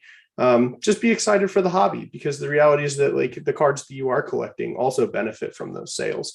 Those draw new eyes, those draw new attention, and that inspires new confidence that allows people to reach further down into the hobby and to, get more excited about cheaper cards, and especially the potential that those could achieve a higher price point. So I think that you should look at that news and be excited. But, also if you personally are having a hard time, I just want to personally say, like, change up your content and find people who are collecting what you're collecting, and find new ways to engage them to be excited, and also go for a walk. You know what I mean? Like, take some time away. Like, make sure that you're happy at home. Make sure that you're happy in your job, because those things are really important too. And, your hobby is a part of you, but all of you matters. And so you're going to have to spend time, working on those things too. Poetic. That was poetic, man. Beautiful. Yeah. If you have drama on Instagram, I'd unfollow you right away. Just right away. It's, I don't want any drama. Just stop it. I think that there can. Oh, sorry. Go ahead, Zach. I'm kind of going through a little hobby detox right now, and so I don't think I've opened an Instagram message in the last week or two. Just need to step away, breathe a little bit, and it's really the first time I've done a hobby detox. Even if I don't post content or YouTube or whatever, like I interact with 20 people every day.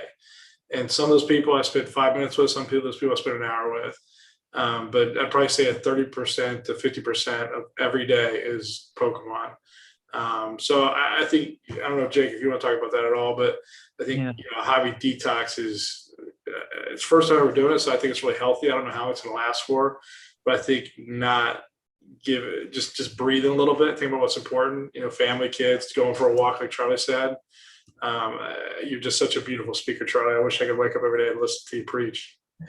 I agree with both of you guys so much. I think it's also who you're spending time with. And Charlie put it really well, like the type of content, right? So there are people in the hobby and there are environments in the hobby that are going to make you feel dumb and small and insignificant if you don't own expensive cards or you don't have incredible knowledge on stuff.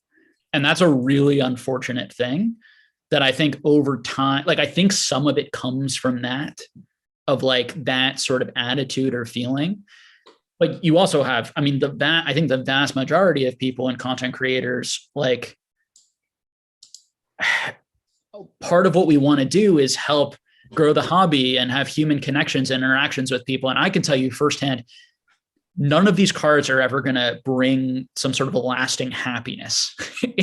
The enjoyment is the chase and the collecting and the building, and then the friendships and kind of living your life in the moment to moment.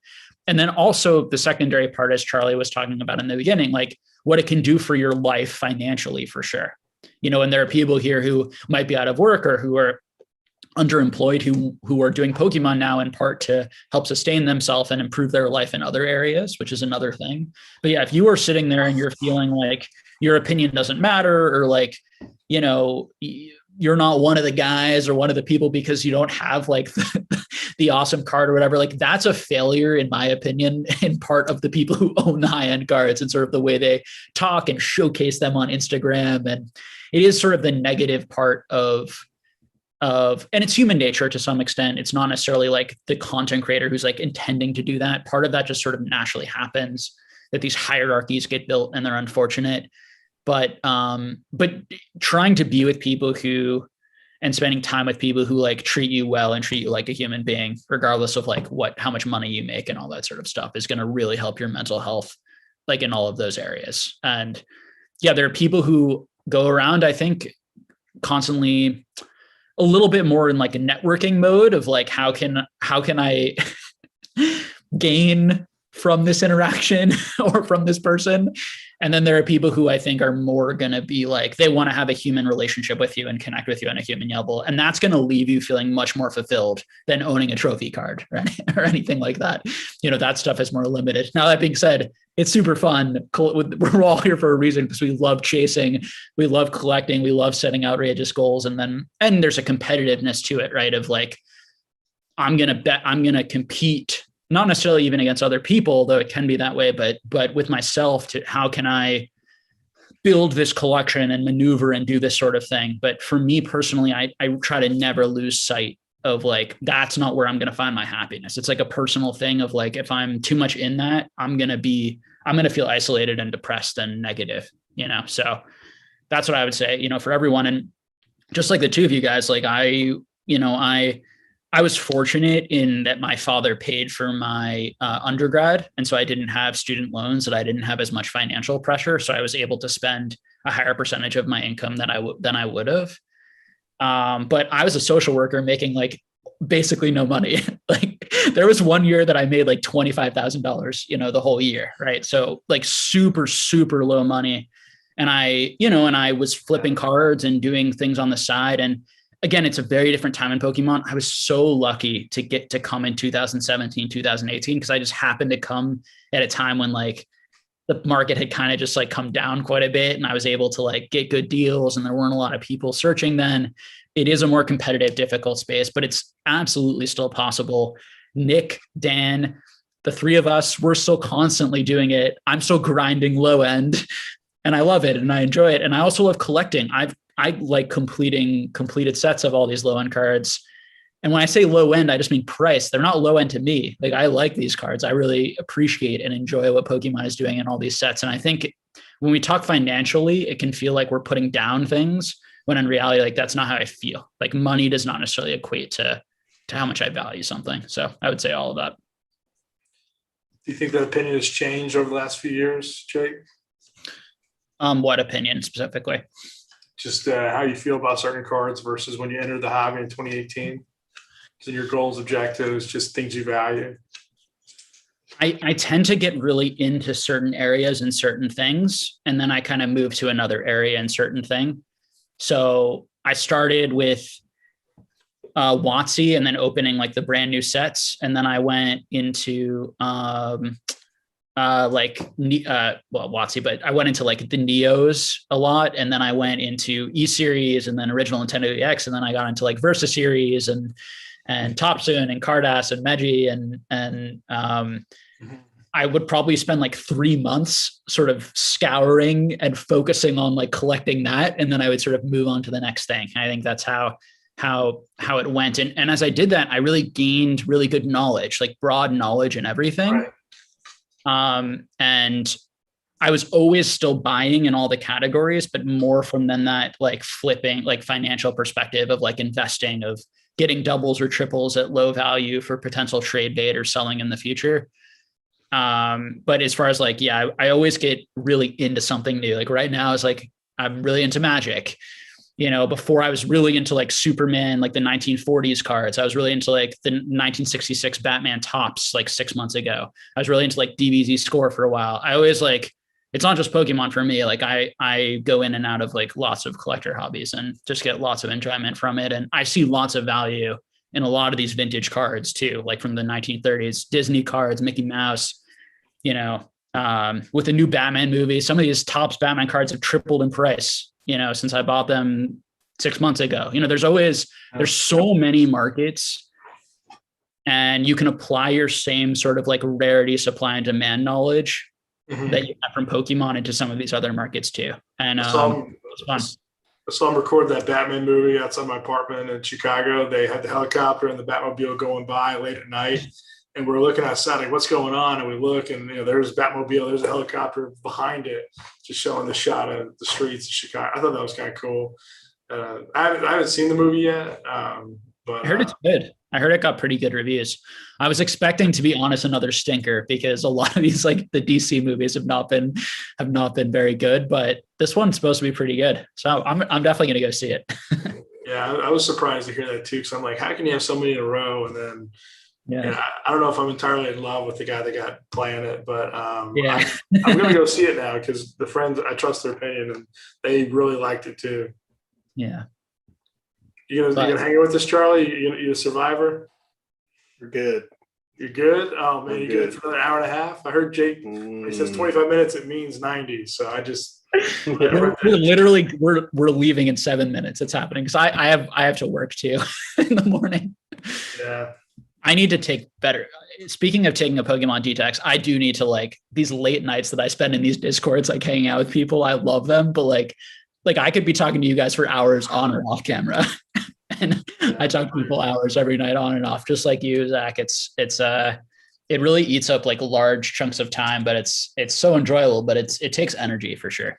I want to complain about my sleep schedule right now, but I think about Charlie and his newborn. I just know that there's no way that, he's sleeping, he's probably sleeping way less than both of us. So where can people meet you guys, hopefully in person? Are you guys planning on going to any events in the foreseeable future? Charlie? If they bring world championships back to the United States, definitely there. I think that's like my best opportunity to like just hang out with the community. I don't know that I'm going to go overseas for it though. See. Yeah, I think I traveled 8 out of 10 weeks this year. The first 10 weeks this year for Pokemon, for different things. I think through this detox, I'm reevaluating how many things I'm going to go to. I think I was planning to go to every event that I could think of, and then now I think I don't know when the next event I'm going to go to is. I've been to every Collecticon that's happened. I don't know if I'm going to go to the next one. I'll go to something in the future, but I think it's really important to focus on what's important in life. And, just without getting into too many details, I had a few things happen that made me really, really reevaluate priorities. And Pokemon's been a very, very big priority for a very, very long time. And, I'd like to just recalibrate some of those. And I don't know how long that's going to take. I talk with you guys. I feel excited, energized. I'm in the hobby again. Let's go. I told you I haven't opened Instagram messages in 2 weeks, but it's like, I'm right here with you. I want to hop on Whatnot and sell like all these hollows I got, because I think it's fun to interact with people, do that. But I don't know. I don't want to commit to anything right now. Then we'll see how long it takes to figure out when that calibration's over. When I go to things, I'm pretty vocal on Instagram. What? So when I go to things, I'm pretty vocal on Instagram that I'll be there. So yeah, I just wrote in the description, like the title or the profile, just said DMs closed. And the problem is there's so many really good relationships there. People I've got 5 years, 6 years of conversation history and things I really enjoy. And I kind of tied off all the business things that are going on right now, but I think a detox I think it's hard to do. I think you got to take it full on. I don't think you can do it halfway. So, I mean, I know there's a few Pokemon people that texted me. I just kind of letting those go too. So apologies for that. But I don't know. I think it's important to remember what is really important in life, and cardboard should not be the top. So we'll see where it goes. Mm. Yeah, I mean, it's important to, trust yourself, and have those dialogues and conversations with yourself, and then exactly you sort of figure it out as it goes along, and you might feel differently week to week, which is part of being human, day to day, let alone week to week. So we'll see. Yeah. Well, I really appreciate, I'm sure we both do, you taking the time, during your detox to come hang out with us, and it was great talking to both of you guys. I'm really appreciate your guys' time. I'm sure everyone here really appreciates it. Thank you just for sharing your knowledge and love of the hobby, enjoyment of the hobby, and all that good stuff.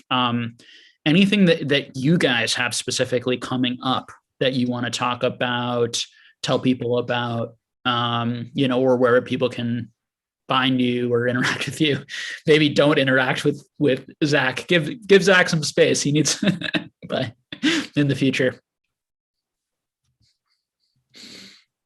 I got all sorts of stuff coming up, but I generally can't talk about it till it happens. So okay. It's one of those things. You can follow me on Instagram at Charlie Collects. I post most of my stuff there. That's kind of where I'm active these days, because I like the dynamics of Instagram, where I can, post my main posts about Pokemon and post my story about whatever I want.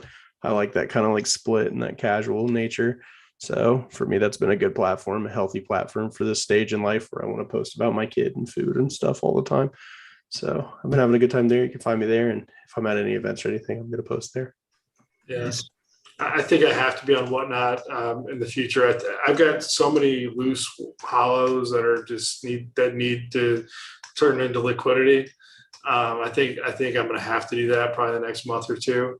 That'll probably be maybe more consistent, so you can talk and stuff there. I thought about posting a bunch of YouTube videos and just turning comments off, but I think it'd be a disservice to not have those initial reactions there. So I think you have to have comments on and stuff. But I thought about ways to kind of keep some things going, and I don't know, we'll see. But won't be forever, but we'll see how it goes. Come out to DC, we'll do the stream together. What? Come out to DC, we'll do that Whatnot stream together. I was in DC a week or two ago. I know you're in DC all the time. But you're detoxing, so when you're not detoxing, we'll get dinner. All right. I love you, man. I miss getting there. Detroit is the best food places. So if you need a recommendation for that area, they have been perfect every time. Like I've been like, wow, why is all the food so good? Like no misses. Wrap it up. Do your outro.